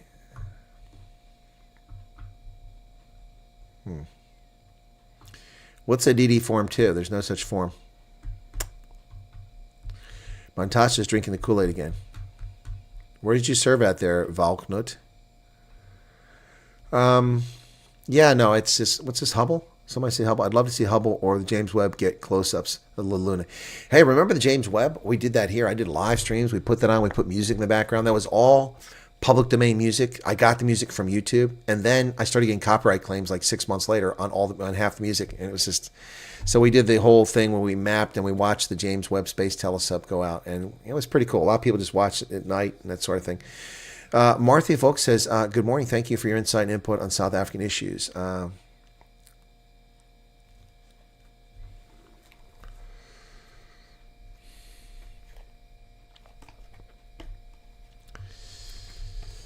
Anyway, Tame is delivered by courier service and not by post office. We pay more and more tax. Exactly, Marie. Craig Johnson says, good morning. Good morning to you, Craig. Yeah, let's take a look and see what headlines are coming up in South Africa this morning. I've got news from earlier that I'm going to discuss in the news tomorrow. NHI breakthrough. ANC agrees with DA not to collapse medical aids. Ooh, look at that. So now the DA is going to say, well, we gave up on expropriation because we stopped NHI. Oh, spare me again. Oh, so did he speak to Musk again? Okay. So NHI breakthrough. The movement, the government of national unity has quietly reached an agreement on two key aspects relating to NHI. In an interview with News 24 Planning and Monitoring Evaluation Minister Maropena Ramakopa revealed that the two main parties, the ANC and the DA, have struck an informal agreement after the ANC concession dropped sections of law that could collapse medical aids. Ramakopa said she, Motsoaledi, and Steenhuisen agreed to a proposal suggesting that under NHI the government won't collapse medical aid schemes and that the Ministerial Advisory Council will be established. The council will sit when medium-term development plan has been adopted. For the DA, the collapsing medical aid schemes proposed by NHI was a solid red line. Well, the DA also claimed that land expropriation without compensation was a solid red line too, but now they're defending it. They're claiming, oh, it's not really theft. I mean, because they're going to get compensation. Zero compensation, but it's compensation. Wow. Well, Valknut, thank you. So why are you illegally in South Africa? Why are you illegally in South Africa? Why aren't you there legally? Did you go there and decide to stay there? Evie says, I don't believe any of it. Neither do I, Evie. Yeah, part of Ramakopa's negotiations with Motsoaledi and Steenhuisen on the sidelines of the Lechota included a proposal where the medical aid issue would be discussed in a Ministerial Advisory Council. She told News 24, so that was where the disagreement was on NHI. Now we're saying, okay, let us agree that NHI will continue apart from how the fund is going to work and how it will be in that Ministerial Advisory Council where there will be talk on how the fund is going to work and whether there will still be subsidies and all those kinds of things. So that was the big issue. The big issue is it's a communist takeover of the healthcare sector, which will completely collapse South Africa. Expropriation without compensation is going to make foreign direct investment disappear. Yeah. So, wow. These people just don't get it. The DA, ANC, ladies and gentlemen, DA, ANC, two sides of the same coin. Oh, gotcha. Okay. Our government was so corrupt and we feel it in our pockets, they discriminate, they do as they want, they feel it's their country only. If you're white, you had your chance. I hope it's not for the prosies, says Dave. Craig says, warm thank you from all South Africans for all the coverage that you've done. I'm just hoping that with this, Trump and Musk does not blow over without affecting some real change. Yep. Benjamin Labascani said, my first car rental now turning sour, Chris. Have not received refund. Yep. See? I'm sorry, Ben. Weren't you the one the other day said you had, they're a terrible company, man. And I didn't know you rented from them until after you mentioned it. Yeah, it took 90 days and I'm still not even sure I got the money back. The whole thing was, I think they're a scam company. Yep, the way they behaved certainly was scandalous. Scandalous, yep. But now I went through, that was in Durban, because that's a day that I flew down from Joburg to King Shaka, picked up a rental car. One of my viewers was on the flight, Chris Marie. She went to the game with me, so I had some company to ride down. So we met each other in the airport. We're on the same flight, but we wound up meeting each other in the airport. And then picked up the car, drove down, and I booked it because I flew SAF Air, and they said, here's cheap car, like $20 for the day. What wound up costing me over $100 in the end. And for a single day, it was ridiculous. So I drove from there down to the stadium. We had a hard time finding parking space. I had to drive all the way around and everything because they had the roads blocked off. It's so annoying, Durban, for Kings Park on game day. And then we went to the game. Erica was there. We saw Erica at the game, but she's wheelchair, so she was in a different part of the stadium. She had a good seat. And then we had a meet and greet over at the casino at one of the restaurants. Mexican place was pretty good. So that was pretty cool. I had a good time that day. And then went and took the car back. Topped it off, turned it in, flew back to Joburg, and then did my business up in Joburg. So, yeah. DA is a shadow branch of the ANC, says Tackrick. Publicly against ANC, but behind closed doors, different story. Well, yeah, the results are saying that. Uncharted Ventures, what are your thoughts on the Cape Independence movement and the possibility of it ever happening? So, Uncharted Ventures, you're new to the program. In 2020, I interviewed Phil Craig, Hein Marks, and Des Palm from Cape Exit, the I forget the name of the one that Hein was in charge of, ULA, something like that. And then Des Palm was Cape Exit, and Phil Craig was Cape Independence Advocacy Group. So I interviewed all of them, and I've interviewed Phil Craig several times, and Des Palm a couple of times, and I've interviewed Hein Marks at his place in Mossel Bay, and and stayed in touch. Also been involved in conferences with Heinz. So yeah, yeah, that's right. Shireen, you were at that dinner.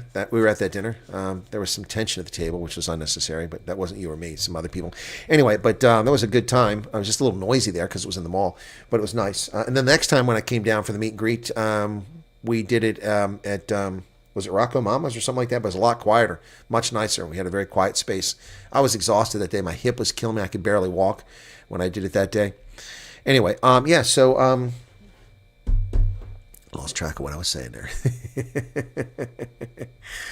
I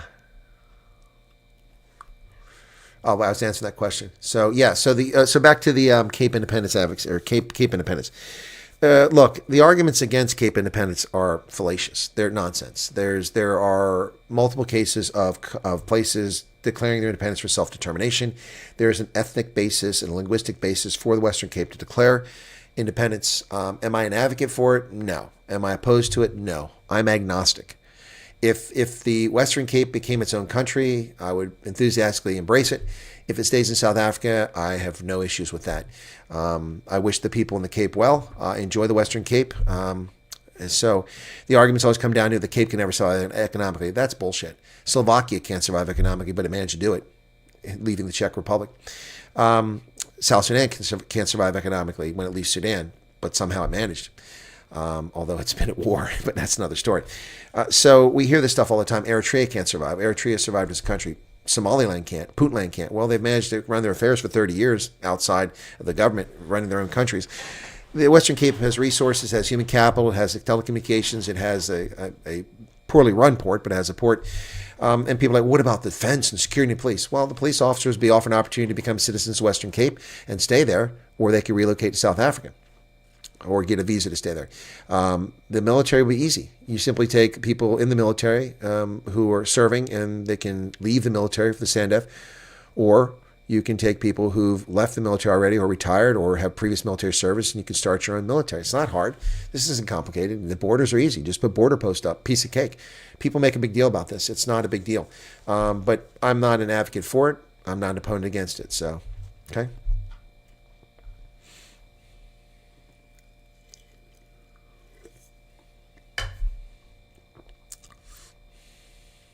So did I answer that question? Marthy says, luckily, my oldest lives in the USA. He couldn't get work in South Africa because of the fact he's white. He's been in the USA for 11 years.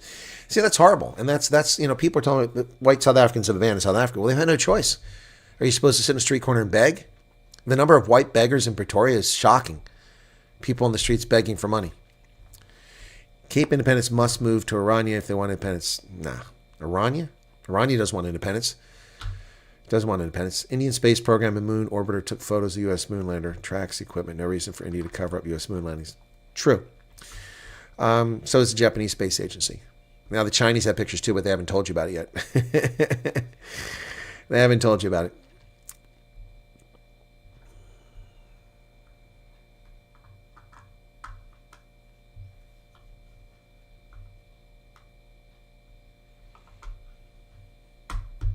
Hey, Nick.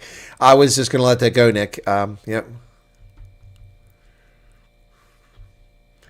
Random question. If you had to choose one of Southern's provinces, your favorite, which would it be?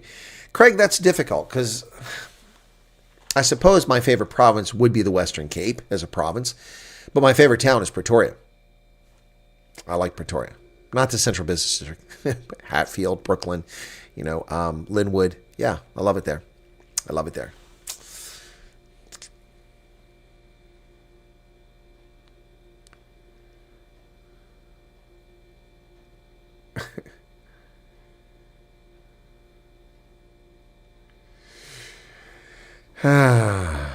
Great answer. Thanks so much. You're welcome. Okay. Tyler said, I'm still working. Oh, well, the Colonel's streaming.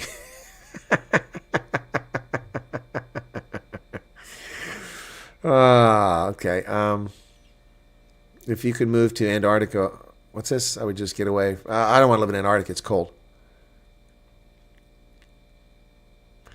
Never been to Thailand. Not my cup of tea. Hey, 142 people here at this hour. So let me see what else we got coming out of South African news at this hour. So the NHI breakthrough, not buying it for a heartbeat, folks. I'll talk about that tomorrow morning. Well, that's later this morning, not tomorrow morning. Andre said, would love to meet you when you're in Pretoria again. We're in Centurion. Well, Andre, I've been to Centurion many, many times. Yep, I was there for the FIFA World Cup. I stayed in the Protea behind the mall there where they used to have a pond. Now they've drained it. Yep, and I go to Centurion. I visited Steve Hofmeyer in Centurion when he lived in Centurion. Yep, had a braai at his house. He moved to another place. In a leaked email, President Ramaphosa allegedly used the term cupcake to describe... Okay, if you say so. I don't really care about Ramaphosa's foibles. That's his personal business. As long as he's not messing around with minors, I don't have a problem with that. So it says Ramaphosa. That's old news. Why are they telling us now? So 6 hours ago. That's not new. Boy, is that how long it's been since the IOL update or the News 24 updated their website? Cash and transit heist on the N2. Suspects connected to 5 murders. Good God. Ugh. SANDF has confirmed the repatriation of the remains of 14 soldiers killed in the DRC. Yeah, so I will be doing the State of the Nation address, and just a warning for those who tune in, I don't want to hear whining and moaning from people. Oh, shut up, Chris. We didn't. It's a live commentary and analysis. So when Cyril takes a breath and pauses, I'll usually be saying something if there's something worth saying.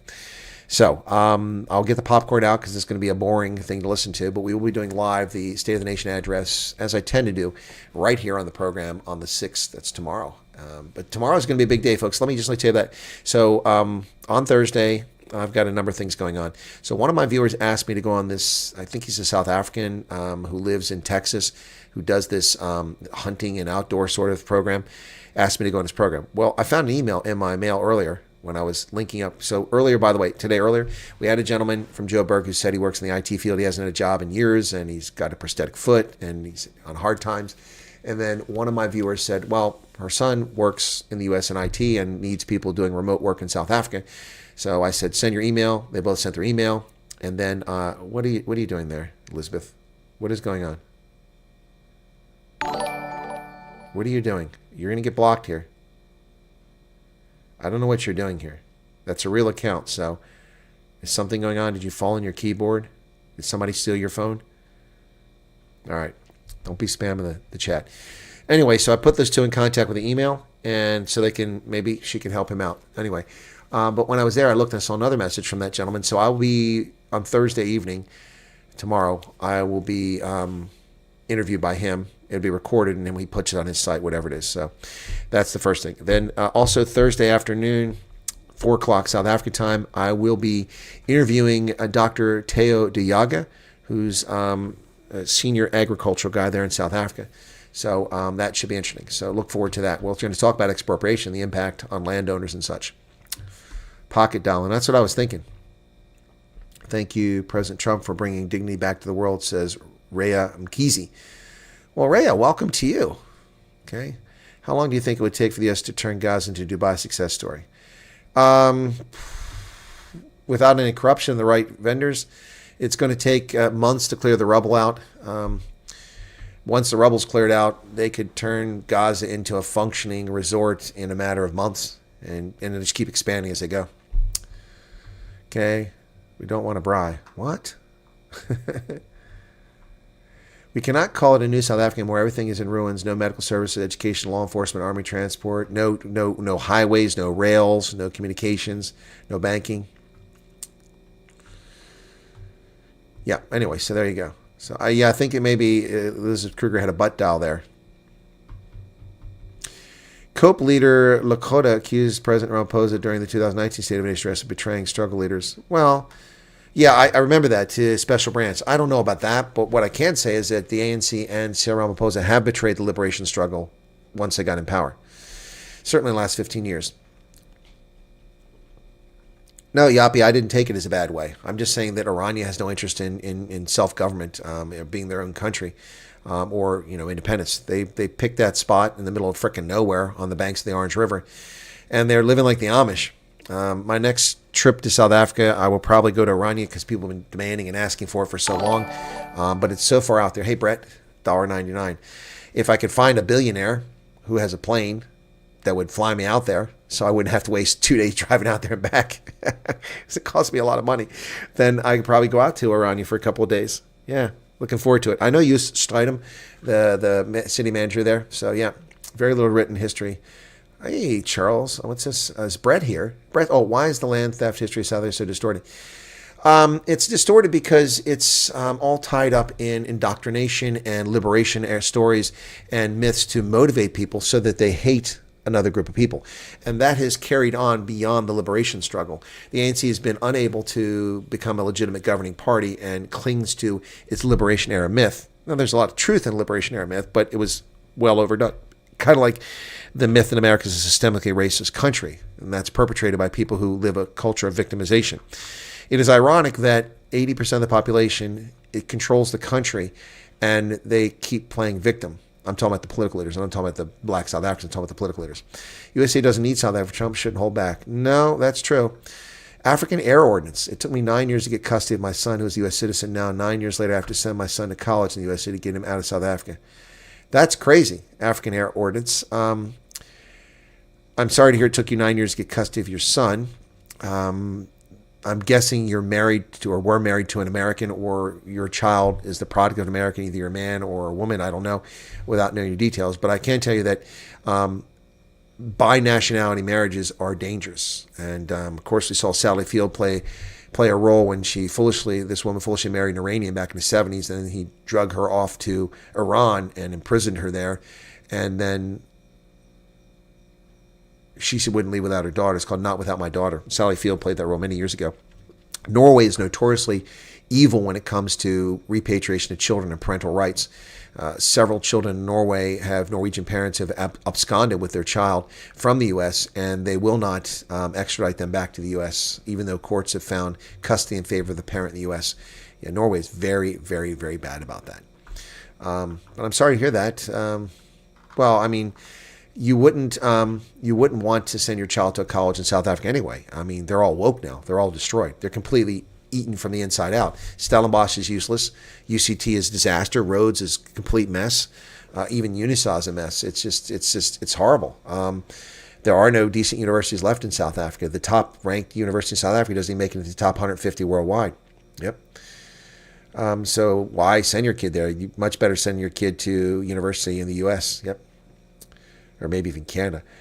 Moon Dancer says, I'm feeling like the DA has also betrayed their voters. Oh, they did. They did. I mean, you've got all sorts of things that are on the table right now. The first of which, of course, is the Bella Bill, the Basic Education Laws Amendment Act, which steals local control away from people, and then it forces non-English speakers into a medium of instruction of English, thereby handicapping Zulu, Xhosa, Tswana, Venda, Afrikaner children from being forced to speak English in school, destroying their culture and their language, and being forced to learn things in a foreign language at a very young age.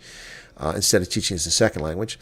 And then also it criminalizes parents if their children are truant. So the police will come and lock you up if your child is not in school. Well, given that so many poor black South Africans work as domestics or work in mines and things like that, they're not home because they're working for a living and trying very hard, not making a lot of money. They're not able to get their kids to and from school, so they might think they've sent their kids to school, but maybe they're not there. And so they're going to criminalize and put parents, especially black parents, in prison for this law. And people are completely overlooking that part of Bella. The DA is one of the groups ignoring that. I have not. I've exposed it for what it is, a fraudulent bill designed to destroy education and dumb down South African standards and gain control of people by threatening with state power.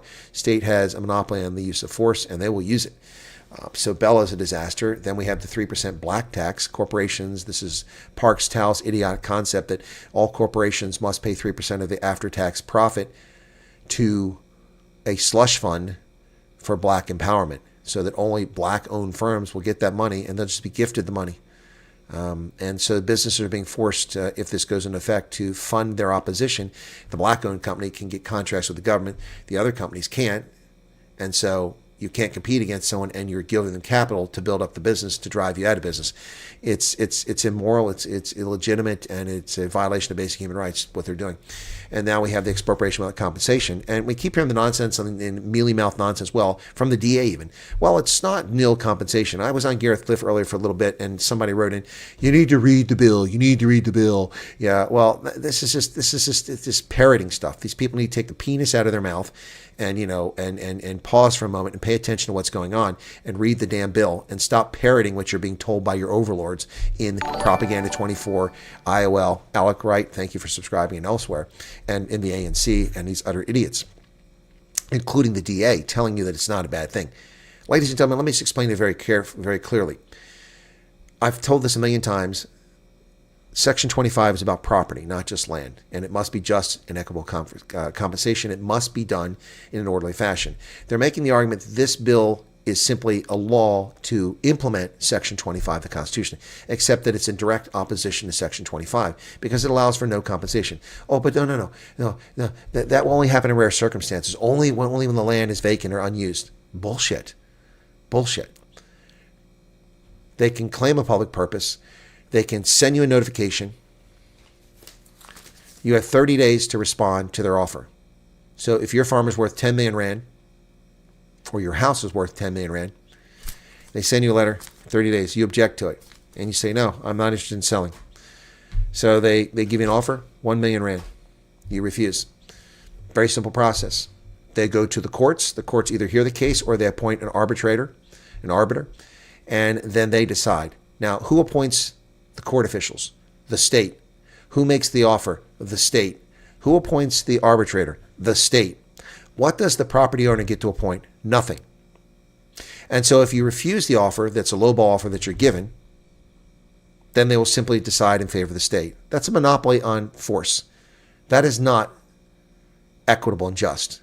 And that's bullshit. And I'm tired of hearing these idiots and these black supremacists and these white liberals and these apologists in News 24 and in all these other places, and the DA now trying to tell us that in an insulting, condescending attitude to the Americans. Well, you just don't understand. Donald Trump is misinformed. He's got bad advisors. No, you're liars. You are sacks of shit. That's what you are. Remember that? We used to have the hashtag sack of cock. Remember that? I got the mug here somewhere. Still got that mug down there on the bottom level there. Hashtag sack of cock. I even got some of that merchandise on my website. Anyway, utter nonsense. These people are just fools. Okay, I read that already. All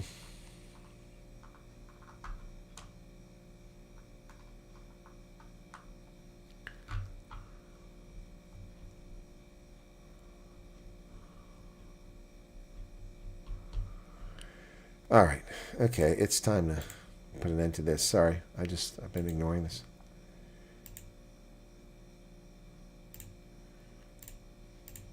Okay. All right. So where are we at here? Moon dance. I'm feeling okay. My favorite myth is now the X account spamming Elon Trump saying, "What about the whites only cities?" What whites only cities? There are no whites only cities. ANC established a certain mindset during the struggle. When it became part of the legitimate government, it never changed the mindset. Exactly. Why are those types of marriages so difficult? I think I answered it on Uncharted Ventures because legal situation. One parent will abscond with the children and go back to their home, and then the parent can't get it. We saw this with Michael Clement. Michael Clement, the Patriotic Alliance candidate in Ronaldo Cruz ward in the 2020 municipal elections, kind of a famous guy because of his custody case with his child. He had to go back. He was awarded custody, but they refused to let the child come back. He had to go back and snatch the child and get the child back. And those kids are growing up quite healthy because the mother was negligent in raising the children. And she took them back to Central Europe in the Czech Republic, and he managed to get the child back. She's doing quite well in South Africa. But it cost him a lot of money, and it made him a wanted international fugitive by Interpol. He was wanted by Interpol. Unbelievable stuff. It's you can find that. Is that on this channel or is it on the old channel, Michael Clement? Let me see. KLE. Let me see. No, it's on the old channel, Michael Clement, so it's not on this channel. But yeah, I interviewed him, not a fantastic, but a frightening story, and I had him on here. He ran as a candidate against Ronaldo and lost that election. Ronaldo got 89% of the vote. Well, he didn't get it. The DA got it. Chris, if you're in South Africa again, we would like to go to Irania. Ping me. I have a friend who is a helicopter pilot with a charter company. I might hook you up. Well, Andre, I'm not wealthy. I can't afford that. So unless he's going to do it for free. Brain drain. No more quality teachers working in South Africa anymore. Not without my daughter. Yeah. That was a good book. Good morning. I'm 30, jobless, hoping H2A is my way out here. Well, you won't be able to take your wife and child. Those visas don't let you bring family members. They're just for workers. Don't know any other way. I've been told in interviews that I'm too white for the job. It's infuriating. It is. It's racist. It's sickening, and it's stupid. It's counterproductive. It undermines the economy. I'm sorry to hear that, Wills. There are. I was just recently asked by someone I know who's a politician, actually, about getting one of those visas to become a farm worker here in the States, leaving politics in South Africa, giving up. I don't have any insight in. A lot of people think because I worked in embassies and I was in the military that somehow I can get visas for them. Now, that person asked, just asked if I knew a way to do it, but I need to dispel, no one here has asked for one, but I need to dispel a rumor very quickly about how this works in the U.S. government. Because of corruption, there is no one who works in an embassy who can get you a visa to come to the America, with the exception of an official invitation under a funded program. So I get invitations for soldiers, but they're not for that soldier. The host nation picks the soldier, and then they have to pass a background check, and then we vet them, and then we send it in. And the same in agriculture and other things. Davi Funder, Linda, welcome, Davi. So even the ambassador can't go, oh, I want Davi to get a visa to go to the States. They can't intervene. It's not allowed. They have very prescribed limits. They can do it for certain things, like certain officials, and they can, but they can't just pick individuals to do it. And certainly nobody that works in an embassy can do that. We have no inside. Now, I'm not saying there aren't embassies around the world where U.S. officials take bribes. That's happened on a few occasions, like in China and other places. And there aren't places where people do friends favors, but you get caught doing that, you go to jail. You don't get fined, you go to jail. So anyway, yeah. Everyone seems to be spewing the same drivel on social media. 7% of the population owns 7% of land. Not true. Not true. Yeah, it doesn't matter. And so what? That doesn't justify stealing people's land. A lot of those people bought the land since 1994. It's the same thing in Zimbabwe. 42% of the commercial farmland in Zimbabwe was purchased after 1980, when it became Zimbabwe. And no land could be sold in Zimbabwe without the consent of Mugabe's government when he was prime minister and then as president. So for 20 years, every land sale in Zimbabwe was approved. And 42% of the land that was commercial farmland changed hands at least one time, some of it 3, 4, or 5 times. And that land, and we've had some former Zim folks in here, that land changed hands. And the government had first right of refusal, and they refused it. And so they could have bought it. They didn't, and they didn't provide land for poor black Zimbabweans or for war veterans. And then when Mugabe lost his referendum, he turned on the farmers and they invaded the farms. And you saw what happened in Zimbabwe. And now we have a land invasion taking place in Seshego, outside of Polokwane and Limpopo. People occupying the land illegally. And the government doing nothing about it. Okay. EFF petitioned court to unseal bank statements after allegations that Ramaphosa used campaign funds for personal gain. Former Chief Justice claimed he benefited From funds. Yeah, but I don't know what happened to that story. CyberAgs, welcome you. It's interesting to see that World Economic Forum says on their website that efforts in South need to be funded by the private sector. They have to look at pensions. Yeah. So the private sector has to fund its own demise. It's stupid. Diane Humple, welcome to you. I wonder how the DA will feel about having nil support.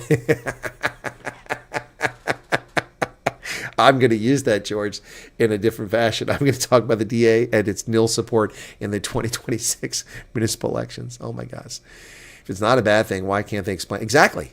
If it's first of all, why okay, here, why does the government need expropriation without compensation? No one's made that argument. They're just telling us it's not confiscation. It's not zero compensation. It is. It's right there in the damn law. It's right there.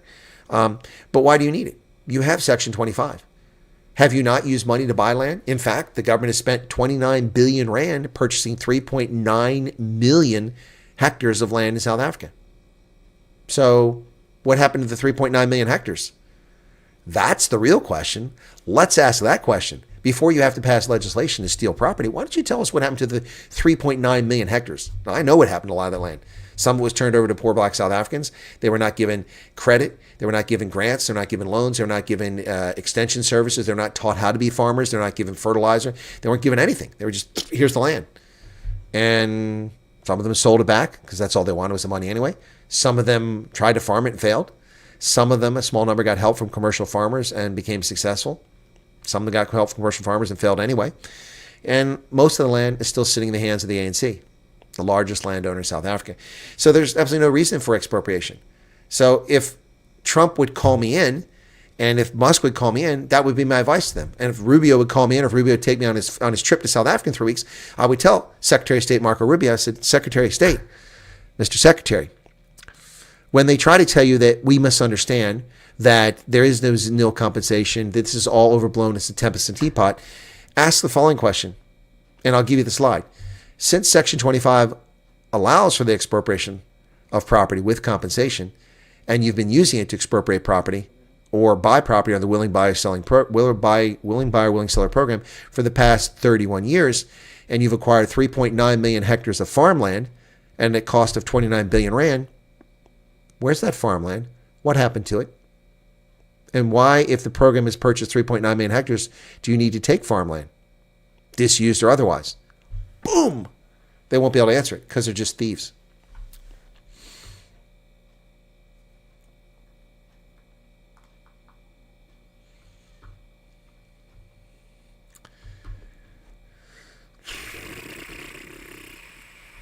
$66 MRN says the Southern Gypsies under suspicion. They're all part of the incompetent ANC gang. It's act as an ANC weapon waiting to strike if you don't fall in their agenda. Exactly, Tack Rick. I've been telling people that for years. And no one listens. This is a political weapon to be used to cow political opposition. Simple as that. Jacques van de Westhuizen, my friend, and a thanks to you. You're welcome. Kim Johnson says theft, plain simple, and now that it's law, the next dictator can do what they want. What's going on here? Am I still connected here? My connection over there is dropped off. Okay, I'm still connected according to that. YouTube has been acting really fishy, so let me see if I'm still connected to the internet here. Yes, it is, and it will be used as a tool of the day, and I've said that the entire time since this thing been re-implemented. The problem is that a lot of people didn't see my content, so you're just hearing about me for the first time. Ask the people who've been here forever. Ask Nick Groves, ask Hendo, ask Erica, ask Val, ask Dylan. I've been telling people this for years. Ken Aronson, if he's there, ask him. There are no cities, only orange, but it's the same accounts, always race bait. That's because they're racist. Yep. Okay, Jacques van de Westhuizen, any idea how many white guys are working U.S. farms? I don't have the number on that, but it's not insignificant. It's probably in the hundreds, if not a few thousand. In the UAE, if you as a wife want to leave the country without your husband, they won't. Yeah, exactly. Yeah, I wouldn't go to the UAE. No, thank you. The problem is that there's this myth in South Africa that all whites are wealthy. Exactly. Yeah, it came from the ANC. Yeah, I've blown this out of the water too, using the government's own data from the 2017 land audit, which I referenced in 2017 when it came out, land survey land audit, in which only 0.019, less than 2% of all white South Africans actually own farmland. less than 2%. As a percentage of population, it's 0.0019, so it's hundredths of a percent. So it's just a myth. It's an absolute myth. And that number was in 2017. It's declined significantly since then. I work with an American company and have long considered moving over. Any state would you recommend? Sean, it all depends what you're looking for.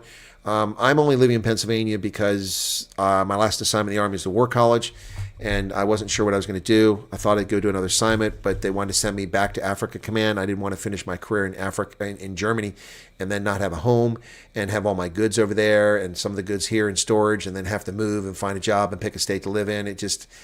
I didn't want to do that. And then they tried to send me to the Pentagon, and I didn't want to go back to Northern Virginia. I've done my penance at the Pentagon. So I said, I'll just retire. And they said, no, we need someone there. You can stay there for your last 2 years. And so I spent my last 2 years. So I spent 4.5 years at the War College. And so I retired. My plan was to move to Aschau and Chiemgau in Bavaria, or to move to Wellington, New Zealand. But a few months after I retired from active service in October 2019, the COVID scam started and international travel was suspended. And then I saw the behavior of the German government, which was fascist, and that's a generous description, and the behavior of the New Zealand government under Jacinda Ardern. It was beyond fascist. They were horrible, violent, evil, nasty thugs who just oppressed people. And as a consequence, I no longer want to live in New Zealand or Bavaria because there I'd be a foreign national and subject to the whim of their good graces to kick me out of the country and cause me to lose my home and my property and my comfortable life. So I wound up staying in Pennsylvania, although I'm not sure I'm going to stay here forever. It's nice, it's okay, but it depends on where you want to go and what you want. People love Florida. I can't stand it. It's hot, it's humid, it's full of insects, and too many damn people, and it's flat as pancake. Plus, it's in Hurricane Alley, and no thank you. People like Texas, but it's hot, it's humid, it's big. Big distances, there's plenty of crime there. Not my cup of tea. I like Utah. It's a beautiful place. A lot of people don't like the Mormons, so they don't want to go there, but I don't have a problem with it. California was a golden state, but it's been destroyed, and it's not. I've lived in California. I'm not interested. Oregon is a beautiful place, but it's a leftist paradise run by lunatics, and you can't do anything there because they think the nature is not for you to touch. Washington State is full of leftists, which is unfortunate because they ruined paradise. It would have been a beautiful place. There's too many people in the I-5 corridor and too many leftists. So that sucks. Plus, their taxes are outrageous. You have to pay 10% annual property tax on your car. 8 or 10%. It's crazy. They have 10% sales tax and an annual tax on your property. It's crazy. I've lived all over the country. I've lived in many of the states, probably about 36 of the states total. So it just depends what you want. Maryland's beautiful, but it's run by leftists, and it's too many people, so it sucks. But geography is wonderful. You got the Chesapeake Bay, you got the Eastern Shore, you've got the mountains in Appalachia in the west. It's an amazing place. You're close to D.C., you're close to New York, close to Philadelphia. It's awesome. Seafood is great. But lunatics live there. The house prices are out of control. Pennsylvania is a little bit further north, and where I'm at, the house prices are high, but they're still bearable for middle-income people. And you've got the forest and hunting to the north and fishing, and you've got world-class, fly fishing right here at Yellow Breeches Creek nearby me. It's like being in middle America. Ohio's lovely. A lot of it's flat. Depends what you want. So it all depends what you want, what you're looking for. So Bean, thank you. Problem is there's a myth in the South that all whites are wealthy. Yep, okay. All right, Chris Wilkinson. So in the provincial election, who should we vote for? I'm a DA member. Chris, you got to vote for whoever your conscience is for. I'll tell you right now, I can't make a recommendation to who you should vote for in 2026 because we don't know how these parties are going to behave. In the last election, I encouraged people to just vote for anybody that wasn't ANC and wasn't EFF. There was no MK in the municipal elections, so that one I voted. And then the last election, but actually, I'm sorry, the 2020, I actually said, you know, if the DA has a chance of winning a municipality because they're close with the 40% or more, if you're going to vote for an opposition party, maybe you should vote for the DA just to give them sole control, but that's your decision. In 2024, I suggest people vote for any party that wasn't MK, EFF, ATM, or ANC. Unfortunately, so few of you turned out that the DA didn't do anything. The Freedom Front Plus lost votes, PA gained votes, and IFP gained votes, but most parties did very poorly. Yep, so anyway. Including the DA. The DA lost votes. They're like, oh, we gained votes. You didn't gain jack shit. You got a higher percentage because so many fewer people voted, and the ANC lost 17% of their vote. So that gave you a higher percentage. But you didn't gain votes. You had 4 million, and they went down to 3.5 million. It's crazy. So, I mean, we're going to have to wait and see what happens as we get closer to 2026, early 2027, about who you should vote for. Will South Africa even exist then? You know, who knows? I mean, the Inganyama Trust and the Zulus could break away. The Western Cape could break away. Who knows, you know? What else? The problem is also New Zealand, Australia, and some people think that we have black slaves. What? You never had black slaves. You had Indonesian. Well, you had some from the Congo and such, but yeah. My manager is now hiring people, and we can't hire the best candidates because he needs his BE hire. Exactly, Crystal. That's exactly, Mr. Stamen. That's exactly what the problem is. And that's what undermines everything. Look, I'll tell you this story, an anecdotal story, and it was already creeping in by the year 2000. So, in the year 2000, I was stationed in Tunisia, and I took a trip to Southern Africa as part of my regional familiarization. I went to Botswana, met up with my colleague and his son. We hired a bucky. We went to the Okavango. Then we went to to Kasane. Came back, went to Kasane. And we drove into Zimbabwe. Now, there was no fuel in Zimbabwe because the Kuwaitis wouldn't take no payment. And Mugabe's government couldn't pay. This is when farm murders were going on. They couldn't pay. They didn't have any money, no hard currency because they'd stolen everything to that point. There's nothing left to steal. So the Kuwaitis, they turned off the pipelines from Mozambique, and they couldn't get fuel up into. So they're out of fuel. So we had a bucky with, I forget how many, I think it's 165 liters with the auxiliary tank on the vehicle. And then we bought 4 jerry cans, which didn't seal very well, unfortunately, so we lost a lot of fuel. But we put 80 more liters in the back of the bucky. And then we drove. We drove from Kasane over to Vic Falls. From Vic Falls, we went to Bulawayo. From Bulawayo, we drove over to Masvingo. And from there, I contacted the embassy and said, hey, listen, there's no petrol in any of the stations we're going to. We brought some with us, but do you have petrol at the embassy? And they said, we do, but we can only use it for our official vehicles. You're here on official business, but only people in Harare are getting it. So, okay, fine. So we turned around, we went back to Botswana. And now the good news is my colleague, because he lived in Botswana, had a residence permit, a residence card, ID card, which I didn't have. So I would have had to get in line with all the Zimbabweans because I was coming into the country, not a national. Well, because he had that, I got to skip the queue and go with him. We got through the border like that, and we went and we managed to get to stay in Francistown. Stayed in a little place in Francistown. Got up in the morning, went to the petrol station, and filled up the tank. It took 160 liters to top it off. We had 5 liters of fuel left. Anyway, the point of the story is that now I had originally planned to go to Harare and up to Kariba, but now that time wasn't there because we couldn't go. So we'd come back because I have extra time. I'd always wanted to go to Namibia. I knew all about Namibia. I'd done research in Namibia. I had never been there. And so I went back to the embassy in Gaborone, and I contacted our embassy in Namibia to get country clearance and approval to go there. And unfortunately, the gentleman who gave it to me was later murdered in Liberia because he went to Liberia to open up the Security Cooperation Office, and he was stabbed in the chest and murdered in the hotel along the beach there, unfortunately. The Cape Hotel, or whatever it was called. Anyway, so he approved my country clearance, and then I flew back to South Africa, and I didn't have a ticket. So how am I going to get there? Well, I went to the South African Airways desk, walked up. Now, this is the point of the story, so thank you for sticking around. Went to South African Airways desk. It's 2000, August, September. And I went to the SAA desk to buy a ticket, okay? I remember it very specifically. There was one white lady on the phone, taking a call, writing stuff down, and there were 4 black women.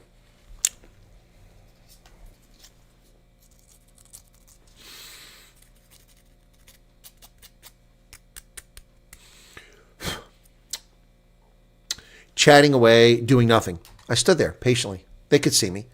They ignored me. Just ignore me. I said, try to get their attention after a minute or two.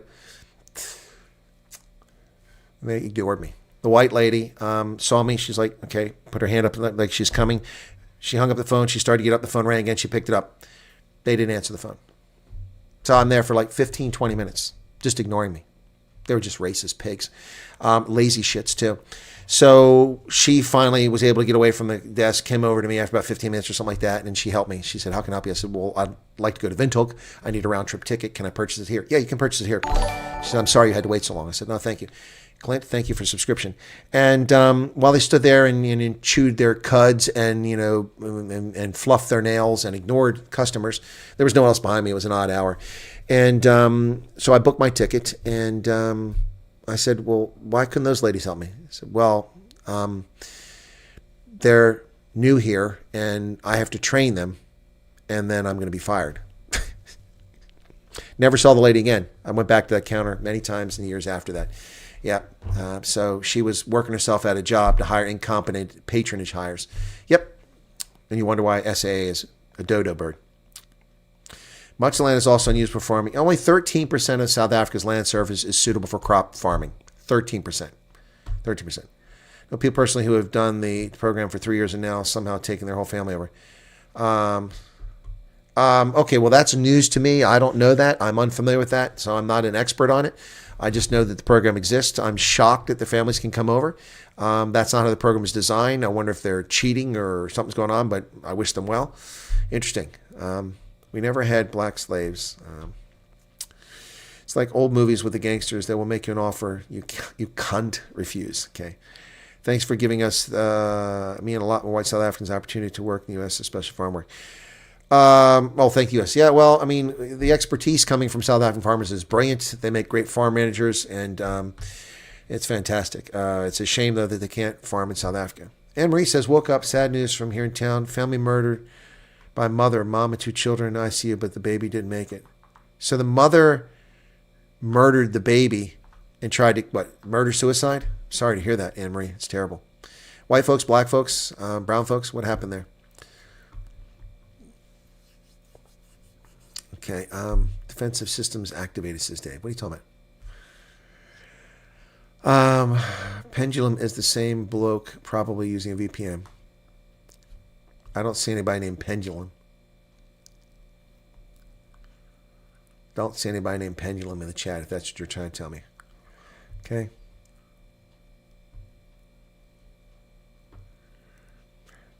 We still here. See you. Thank you. Okay.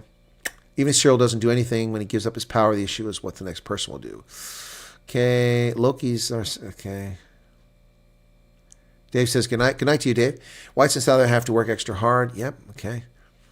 Uncharted Adventures. What do you think is the true problem with the South African citizens? I'd say it's stupidity, remarkable amount of tolerance to bullshit. It's a remarkable tolerance to bullshit. It's, and I'm not speaking about everyone, so no one should take offense to this, but generally speaking, there's a very low level of sophistication among South Africans and among Americans for that matter. And people don't understand or care about nuance. And it's important to understand nuance. Nothing is black and white. Things are shades of gray, like I'm wearing here today. And that rhymes. I feel like Dr. Seuss. Things are shades of gray, like I'm wearing today. Anyway, did you say hello to Jay? No, it's people are indoctrinated. People believe and they become very tribal. Very tribal. And tribal is related to so many different things. It can be white, it can be black, it can be Tswana, Venda, Afrikaner, Portuguese. I mean, look at how divided the Afrikaner community is, the Boer community. It's just, it's this way, it's that way. Well, they're not a Boer. She's not a Boer, she's not an Afrikaner. Oh, please stop. Stop breaking yourselves up. Thought the Colonel blocked him. I don't see who you guys are talking about here. I don't see anybody. Nicholas van Rensburg says, good day, Colonel. Are you a rugby fan? We don't have trespassing laws. How are you going to remove them? Yeah. Criminal offenses. Yep. By the way, I'm 79 this year, so I have a great future behind me, but I've had a very good life, and I'm comfortable. I also believe the DA is the best of a whole lot of bad options. Chris Wilkinson, 79. Wow, you're a young man. Thanks for joining us here. Gosh, you're trending up my average age. I appreciate that. Thank you for being here. Good day, Colonel. You're a rugby fan. There's Nicolaus van Rensburg. Okay, so you are forgiven because you don't know about me. That's fine. You're asking a question, which is legitimate. I'm very much a rugby fan. I'm also a rugby broadcaster and a rugby journalist. I have press credentials for Loftus. I cover the Bulls in person. I have press credentials for 5 different Major League Rugby franchises here in America, but now 2 of them are gone, so I only have it for 3 anymore, for Dallas, Houston, and Chicago at this stage. 4. I still have DC. Sorry. It used to be 6. I had 6. And I do a rugby program every week on MV Velman's Megaphone Rugby. We do that every week. In fact, I got to check with that. Hang on a second there. MV. In fact, he just sent me a message. Funny.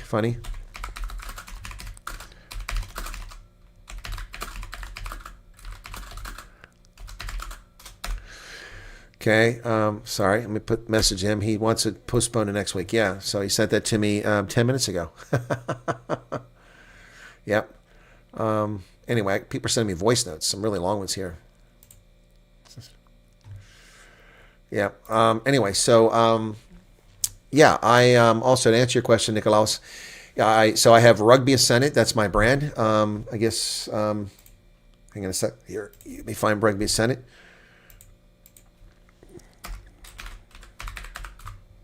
we go. I'll send you that link. Please go there and subscribe. And I'll be doing live rugby this weekend.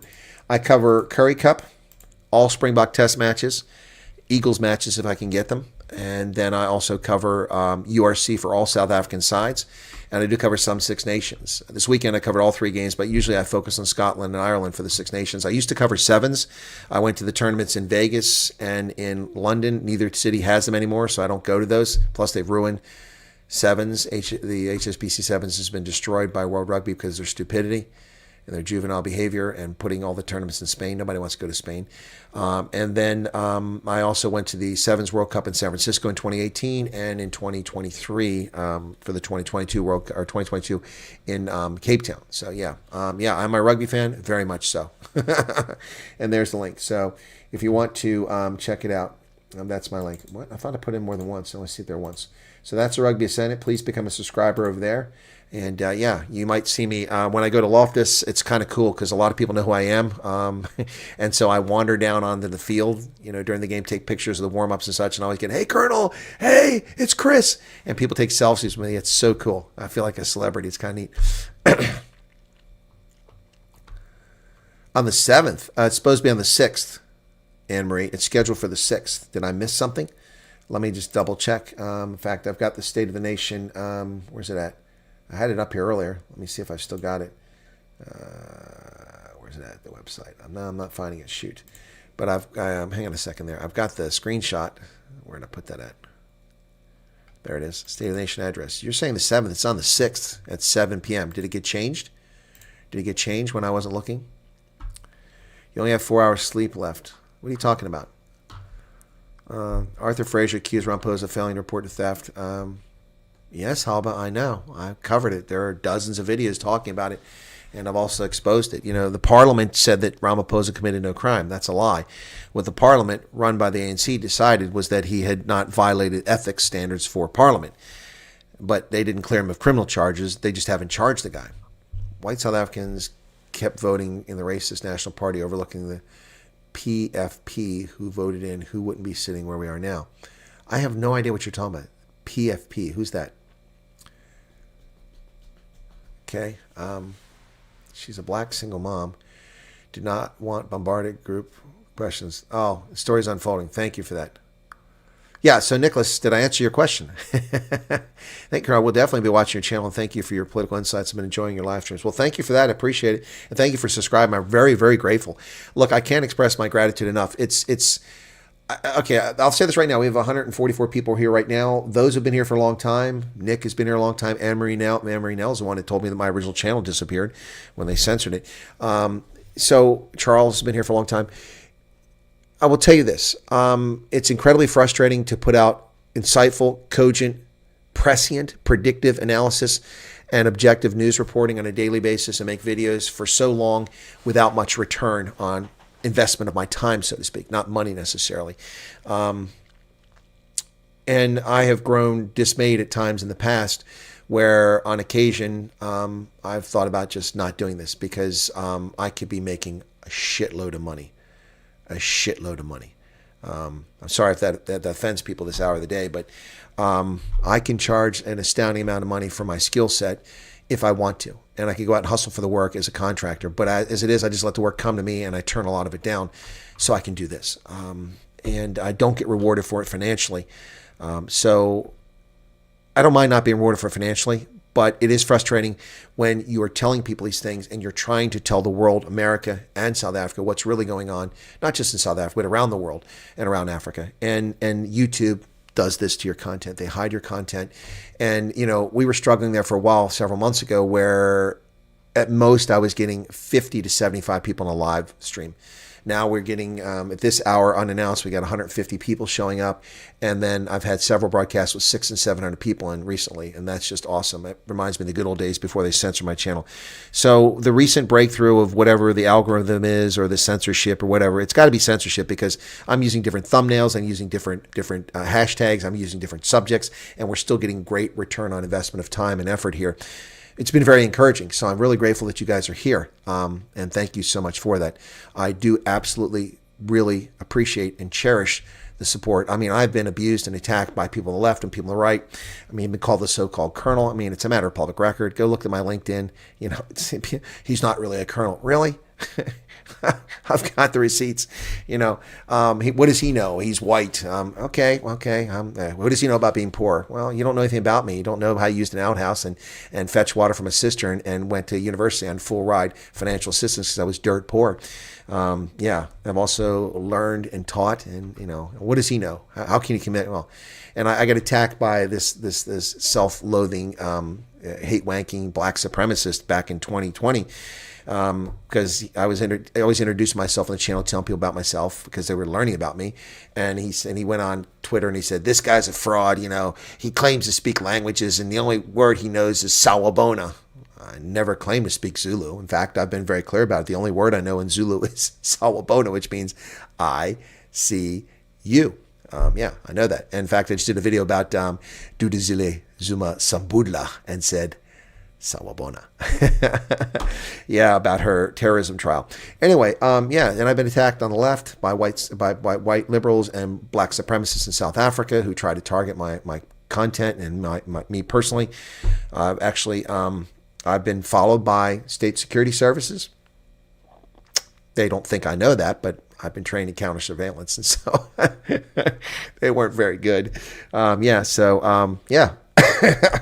And I've also been harassed by people on the right, wackadoodles down under, who spread lies about me and make fairy tales. And you always get these people that are just ridiculous. Who works for the CIA? Why do you do this? What's your agenda? Fuck off, you know. What's your agenda? No one made you come here and watch this. Not you guys, I'm talking about these people. No one's twisting your arm. Didn't ask you to be here. Didn't ask you to leave. You want to participate in the chat, you're welcome to, as long as you're not an ass, as long as you're not a racist, you can participate in the chat, as long as you're not trolling. And you can join the conversation. Or you can sit back and watch it, or you can just turn the channel and go somewhere else. Exactly. That's how it works. Anyway, yes, Patrick, I know Byron is begging for subscribers. He wants to get to 100,000 subscribers. Yeah. It's really nice for Byron. His content's good, and he's a good guy, and we have a good relationship. But he has a much better situation than me. He's based in South Africa, and so his content and Morning Shot have always been shared with people in South Africa. Also because of their channel early on was doing something no one else was doing the way they did it with Roman on there. It got a lot of attention from politicians. Then they got the interview with Gate McKenzie, and the channel grew. And when he took it over, it was, I think, around 53,000. So he's doubled the channel in just a number of months. Kobus Swat, thank you for becoming a member. If you're wondering what that is, when people become members, as a colonel, I have to salute people when they render a salute. It's a sign of respect. And so I appreciate people who contribute a little bit of money to the channel by becoming members. There's no obligation to do it. I don't get a lot of money unless you become the top level, then I get something. But it's just for people to get a chance to be a member for avatars and membership and long-term stuff. And Kobus has been there for a long time, actually, because he's got the Statue of Liberty icon there. But thank you, Kobus, for staying as a member. Yeah, so I render a hand salute if it happens while I'm on air. But anyway, Lidre said, lucky to catch you. Yeah, I'm sure it's a busy time for a lot of people. So anyway, Tyler says most popular person is also a colonel. No, I thought it was Chicken Lickin'. Yeah, so back to Byron in the 100,000. So I wish him well. He'll get to the 100,000. It's just a matter of time. I mean, he'll get there very quickly. I mean, if he's having the kind of success I'm having right now, but I'll be honest, I'm a little bit envious. He's doing analysis, and I think mine is as good or better. And I'm not getting the same exposure, but I'm not going to complain about the exposure and people showing up. And Morning Shot, we have a segment on here called Bribe Brews, where He comes on my program.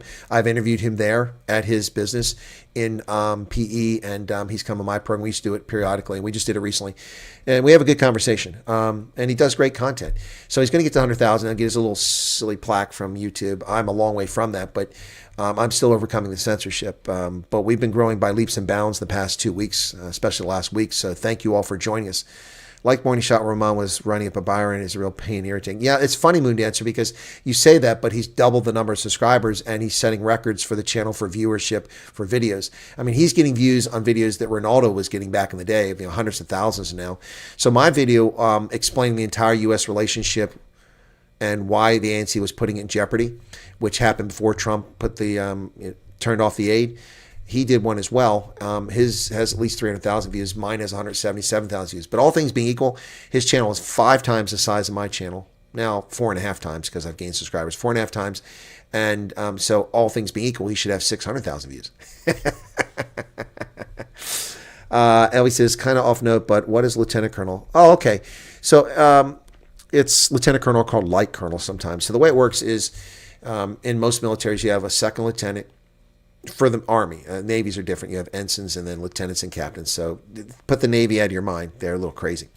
Armies, Marines, ground forces have lieutenant, which comes from the French lieutenant. Then you have second lieutenant, first lieutenant. Then you have a captain. And from captain, you go to major. Major, you go to lieutenant colonel, which is a light colonel. Then colonel, which is a full colonel, which is an eagle. In our military, it's different in other militaries. Sometimes you have little stars or diamonds, and 3 diamonds as a captain. Then you move up with a little wreath around it in some militaries. But ours is different. We have an oak leaf cluster, and so you get the colonel, it's an eagle. Then you're a general officer. So you have 3 types of officers for experience and breadth of knowledge and such. So you have company grade officers. Those are officers that are assigned to company level, which is the lowest unit. It's a functioning unit.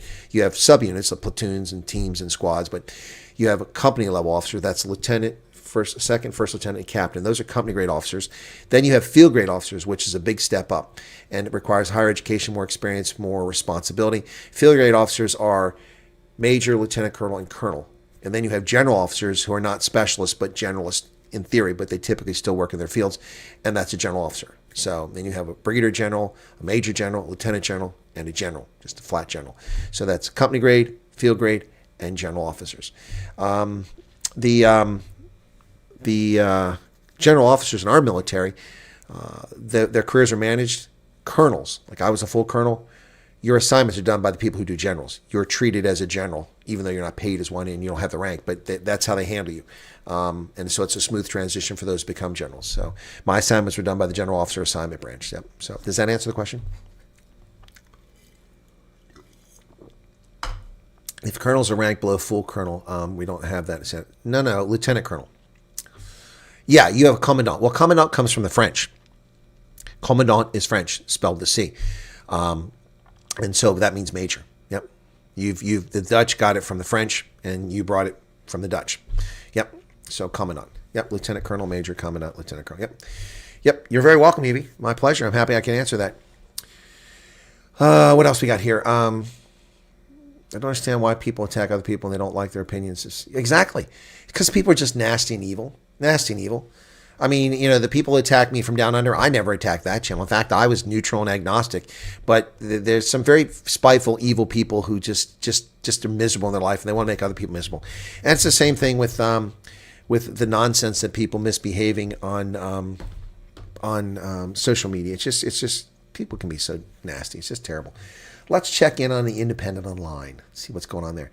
So, by the way, I have 8,160 or so subscribers on Rugby Ascendant. So, some of the things I've played, I had France versus Wales this weekend. There's my interview with Skalk Brits. I've got to find out why it's doing this. So, England, Ireland, Scotland, Italy, France, Wales, and then it was Leinster, Stormers, Lions, Bulls, Bordeaux, Sharks, EPCR. Yep. Rossing, Stormers, Lyon, Cheetahs, Lions, Dragons, Bulls, Stade Francais, Cheetahs, Zebra Parma, yada, yada, yada. Goes on and on. Anyway, let's take a look at the IOL and see what's going on there. Okay, I need to actually go to a different window here because... So we've been at this 2 hours again. Wow. Let's go there. Use this window. IOL, and I'll open up the Times Live while I'm at it too. And let's look at Daily Maverick. It's Monday, Tuesday. They ought to publish something new for a change. Daily Maverick. All right, go to BizTech. There we go. I got to wait for it to prove that I'm a human with Cloudflare. Got it. And what you should be paying your domestic worker. I don't have domestic workers, so that's not really a topic for me. And then I'll go to my broadband. Okay. And we'll take a look at that as well. Also, same company, so you have to go through that. Good news for cinemas in South Africa. Okay, Eskom load shedding surprise with a warning. FlySafair Air cleared. Yeah, that's what I mentioned. FlySafair Air got approval for 1 more year. Youth accused of young brother's death by rat poison. Good God. Ugh. Dr. Peter Hernevald has revoked the parole for the murder, or the rapist and attempted murders of Alison Botha. She was terrified because they'd been granted parole by the government. He had lawyers look at the case and see if there was a reason to revoke the parole, and they did. They took the parole away, and they're back in prison now. Wow, that's pretty amazing. Pretty amazing stuff there. Look at the Daily Maverick. Okay, this is terrible. These people are horrible. Look at that. They take a picture of Trump like that, and they took a smiling picture of Cyril Ramaphosa. The real threat and menace here is not Trump. It's actually Ramaphosa. Shame on you. Oh, that's Stephen Cruz. No wonder. No wonder. I heard that guy interview Ernst von Sale. The words and actions of the U.S. president about his country's aid to South Africa expropriation of a certain class of people are a reminder of how we can be a swing country in geopolitics. But this is also a strategy by Trump to dominate the news all the time. In the process, he may be hoping to shift the Overton window as acceptable in public discourse. He said it was a deliberate dog whistle to his voters. A dog whistle to his voters. Stephen Cruz, you're a dumbass. How is it a dog whistle to his voters? He doesn't have voters. Donald Trump is done. He can't run for office. Oh my gosh.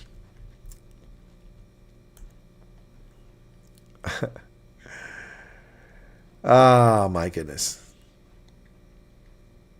This guy, Stephen Cruz, he's an ass, man. I heard him. So disrespectful and rude. Wow. And that whole, this is not an objective publication. That's not objective. Now, my program, when I do videos, oftentimes analysis, and they are opinion, and that's pretty clear. You're getting opinion here. You're getting analysis. Now, he's saying that's analysis, but the analysis is intentional to make him look bad. When the ANC has done good things, which hasn't been any time recently, I've complimented them and been fair and honest with them. But they just aren't doing anything good. But anyway, he's gone out of his way to make it look. United Global Public. That's interesting. Sounds like a company. Apparently, Sandef are still trying to get back the soldiers. No, they're back. They're back. You mean the live ones or the remains? The newspaper reported that 14 remains have been returned. Depends on which worldview you look at it. People attack truth tellers either because they have something to hide or Christian view it's evil forces. To me, both are the same. He's trying to make a name for himself, but he's only combative and not objective. Exactly. Yeah. Well, he's just very combative, but he has a platform, and that's the problem. So the sound quality is good, right? You guys are telling me the sound quality is good because I went to some hoops to get this microphone set up tonight. Yeah. I really worked really hard to make this work so we could do this. So. All right, back to here. Mozambique conflict displaced over 1 million people. Yeah, no, it's probably about right, about 1 million people. It was 250,000 several years ago. But that's also a thing. I warned people about Mozambique years ago. So first off, let me give you a little history of Mozambique about my predictions. I warned the U.S. Africa Command in 2011, 2012 that piracy would become a problem in the Straits of Mozambique. And they didn't care because it wasn't a priority. But they did ask me, and they said, so a general asked me, so why is that? I said, well, because the Somali pirates are being displaced. There's increased effort by this Combined Task Force 150 and others in the region to combat them, and they're going to go to softer targets. And they'll go range far because they're financed by people in the Emirates, and they're going to go far as they can to steal these ships. And son of a gun. Within a year of my prediction, we started having ships being, attacked by Somali hijackers in the Straits of Mozambique. And then I also told people in 2015, when I left Africa, I was in Ethiopia at the time of the African Union. I warned them about it at the African Union, the Peace and Security Division.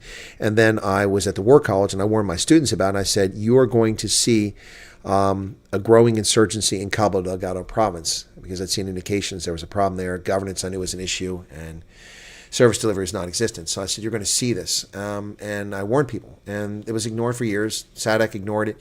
South Africa ignored it. The Mozambican government ignored it until it metastasized, and they attacked. They went after the Total refinery, and then that was the straw. Then finally they cared, and so, yeah, no, it's very frustrating.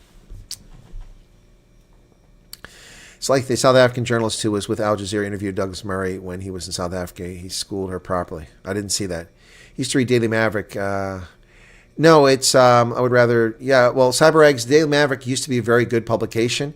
And their investigative journalism is still pretty good, although I haven't seen any real investigative stories in a while. They have shifted so far left, it's obnoxious. If I remember correctly, the Daily Maverick was founded by a Zimbabwean. Is that correct?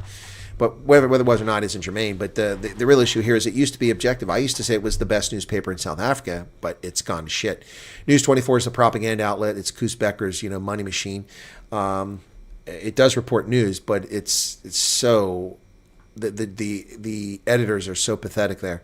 Audrey and Basson, they don't do editing. They just publish whatever the people write, and it's nonsense. Times Live is a huge disappointment. The Financial Mail is okay. Some of the other publications, like the Farmers News and such, are pretty good. Rapport is gone now, I think. They're not even in business anymore. I don't read Huisgenoot.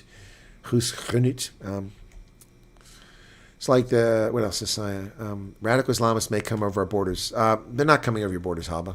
Relax. Cabo Delgado is 1,000 kilometers from where you are in South Africa. And on top of that, South Africa is a major terrorism hub for logistics and financing, recruiting, and training. So you don't have to worry about anybody doing anything there because they don't want to draw attention to where they're at. It's like when I was in Bad Kreuznach in the 1980s. We used to joke that the reason that the Red Army never attacked our bases in Bad Kreuznach was because they lived there. Well, we were right.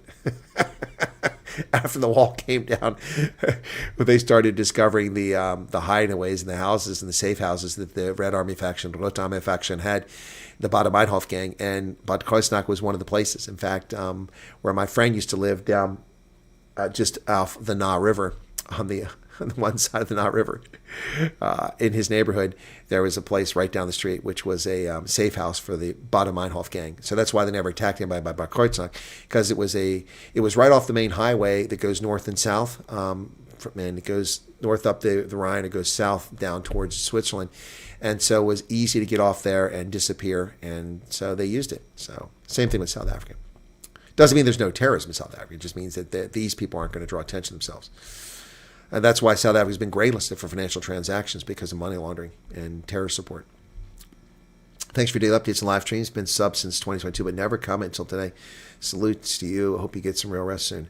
Audio's 100%. Thank you for that, Wills, and thank you for being around for such a long time. It's cool. That's why I tell people, a lot of people watch the program, but a lot of South Africans don't even have accounts, and usually they just watch it because you can. You can't do that on Twitter or Instagram. You got to sign in and have an account, but at least on Instagram.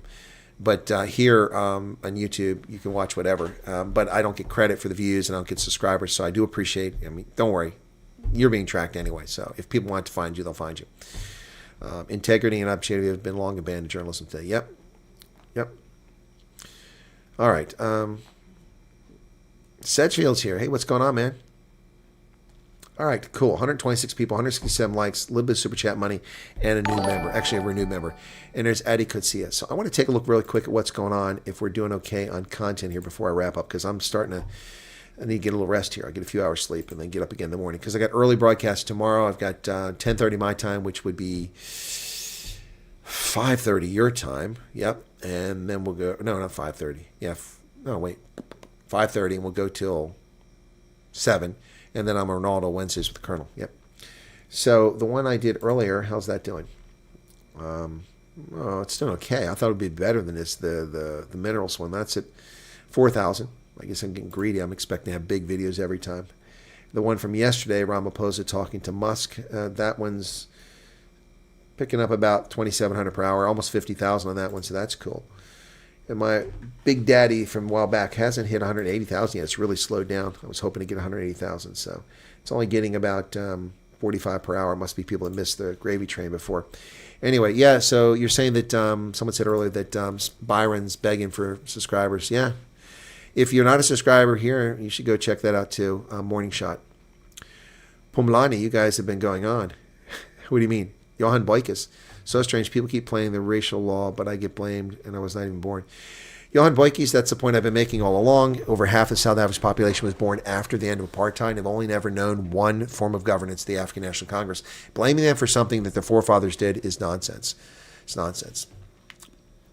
Face, Chris, I work nights and listen to you at work when I get home in the morning. Well, thank you, Face. That's awesome. I'm so glad that you do that. I appreciate it. Chris Meany says, thank you for your channel. I just discovered it.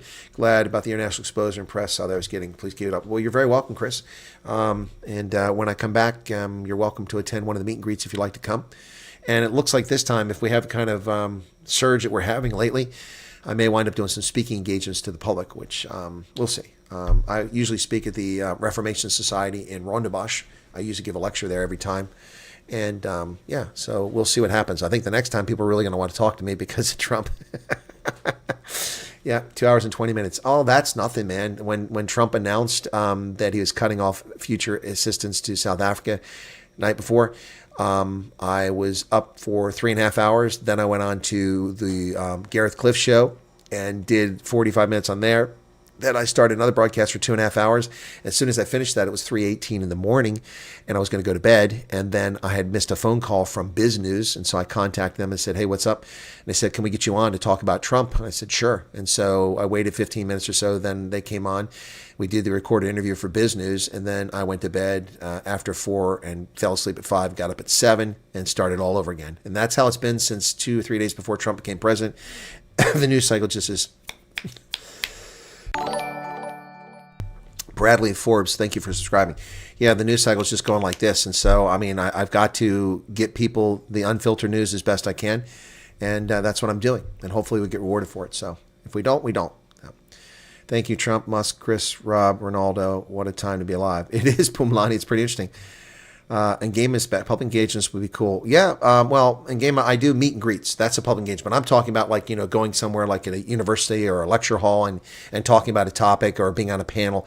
I've done that before. So I was on a panel in Somerset West. It's the first time I ever went to Somerset West in 2022 with Peter Hernevald, with Celiers Brink, with who else was there? I'm drawing a blank now.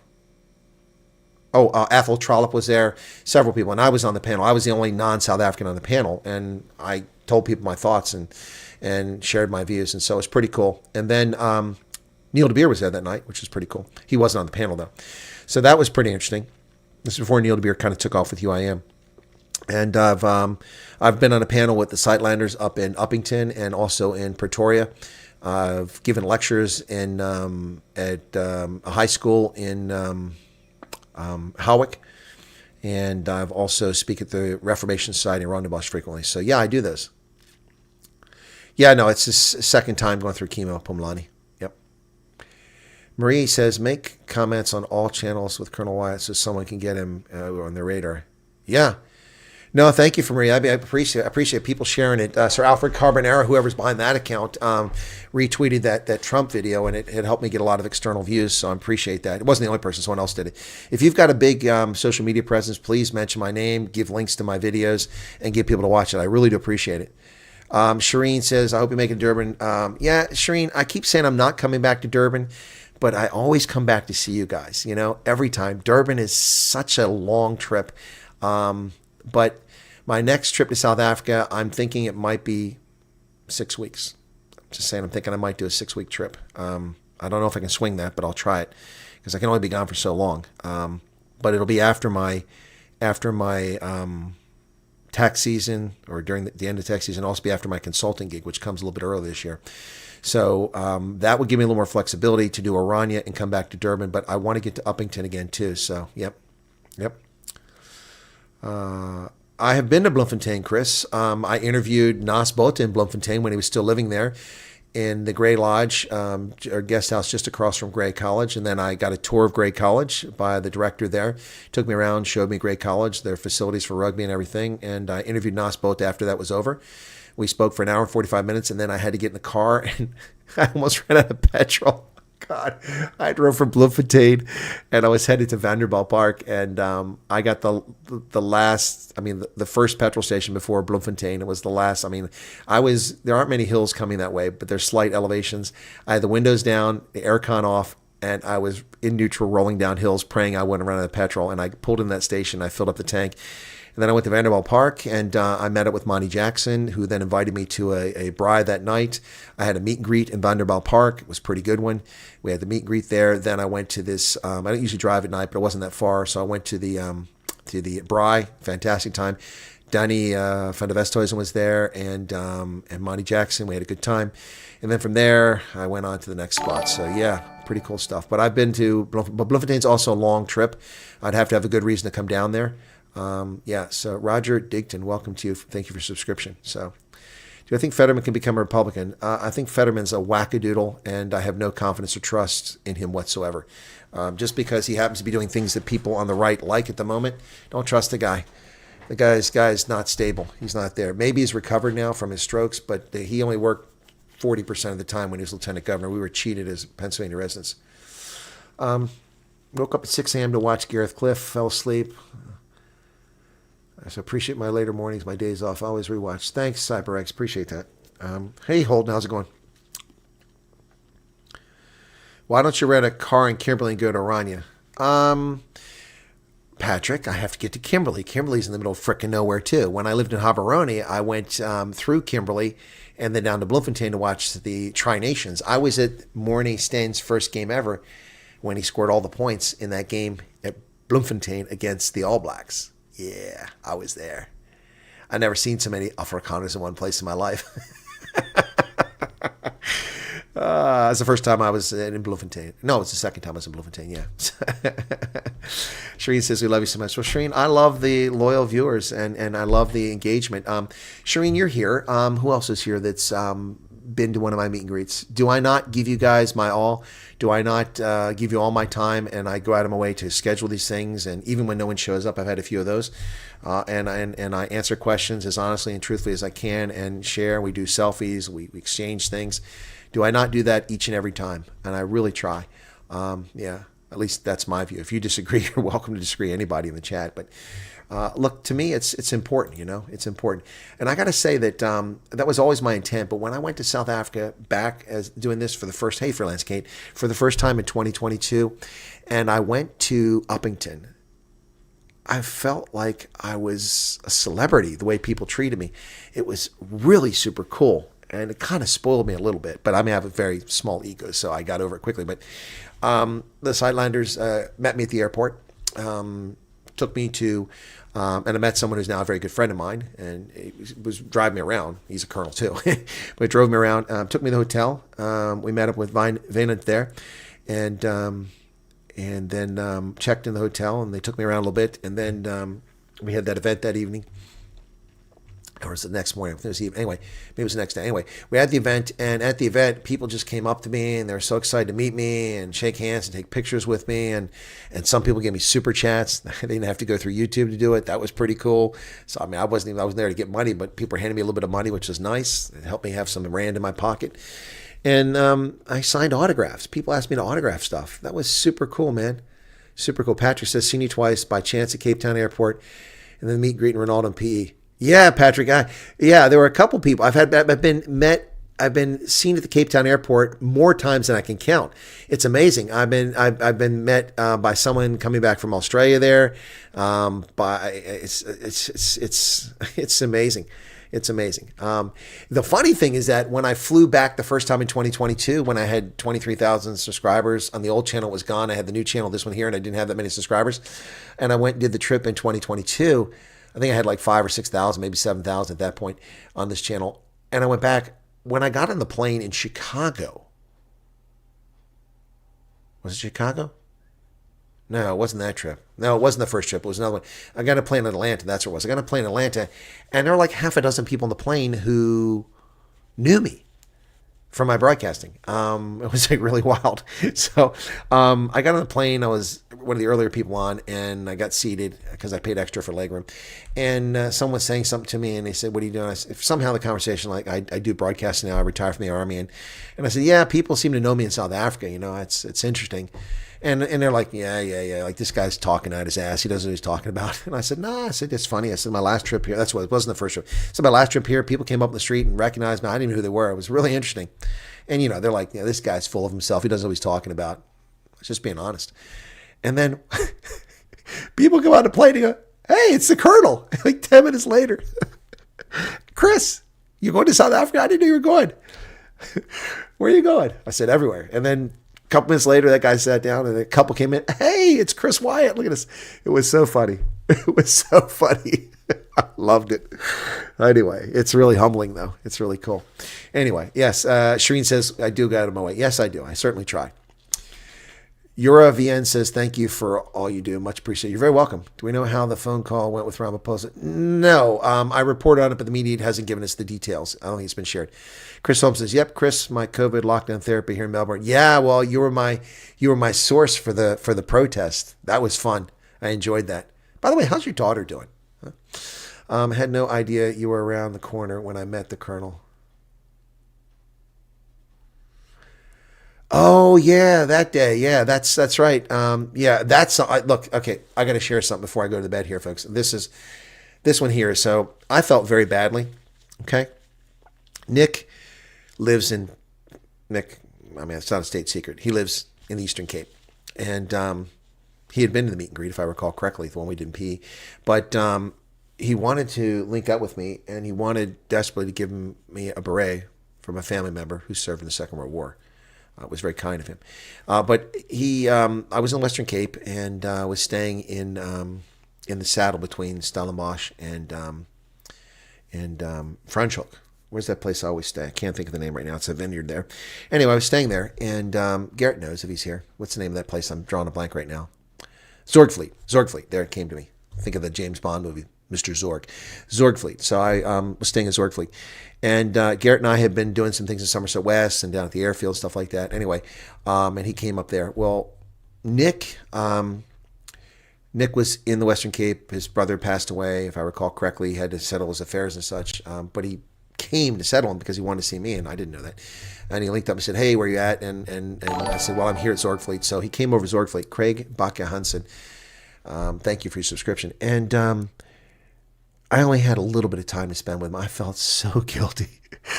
He went really out of his way. That was superhuman. I really felt humbled by that Nick came all that way. I guess as fellow veterans, we kind of, it's mutual respect. But Nick really went out of his way to come, and he was such a mensch.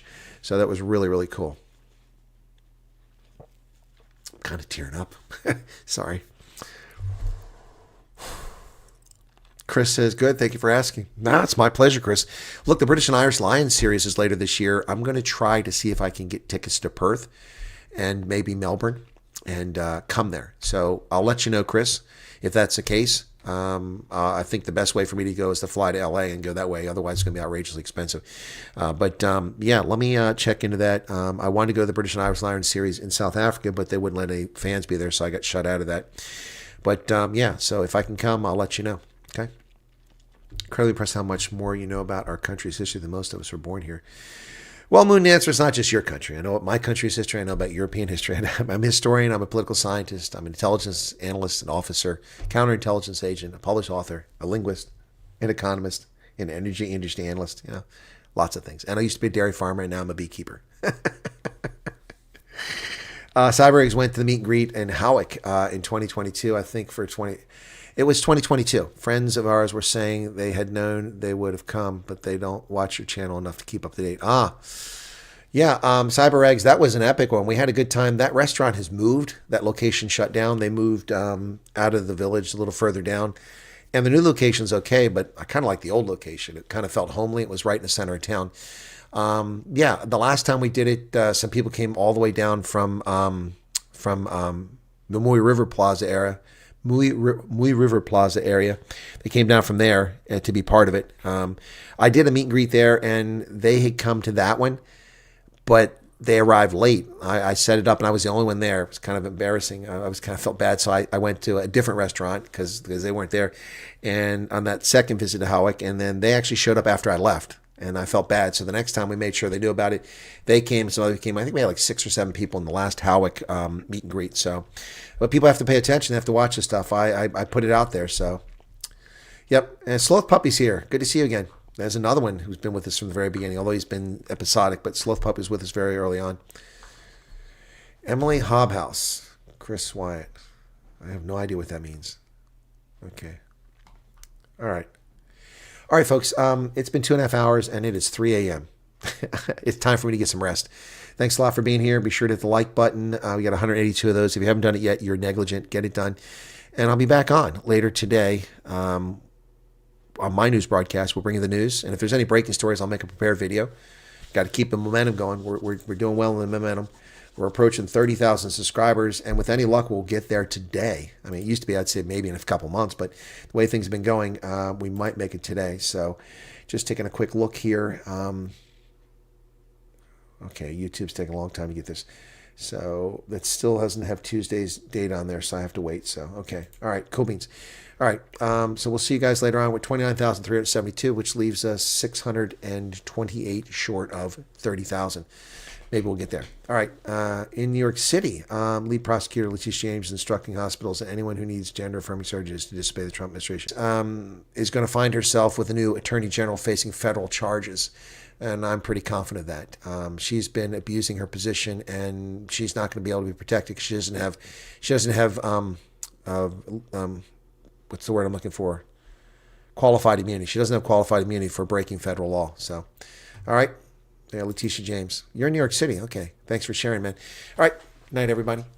Take care, or good day, and we'll see you later on. Thanks for being here. Appreciate it. This was all about Trump, but we turned it into a whole bunch more. Catch you guys later. Bye-bye.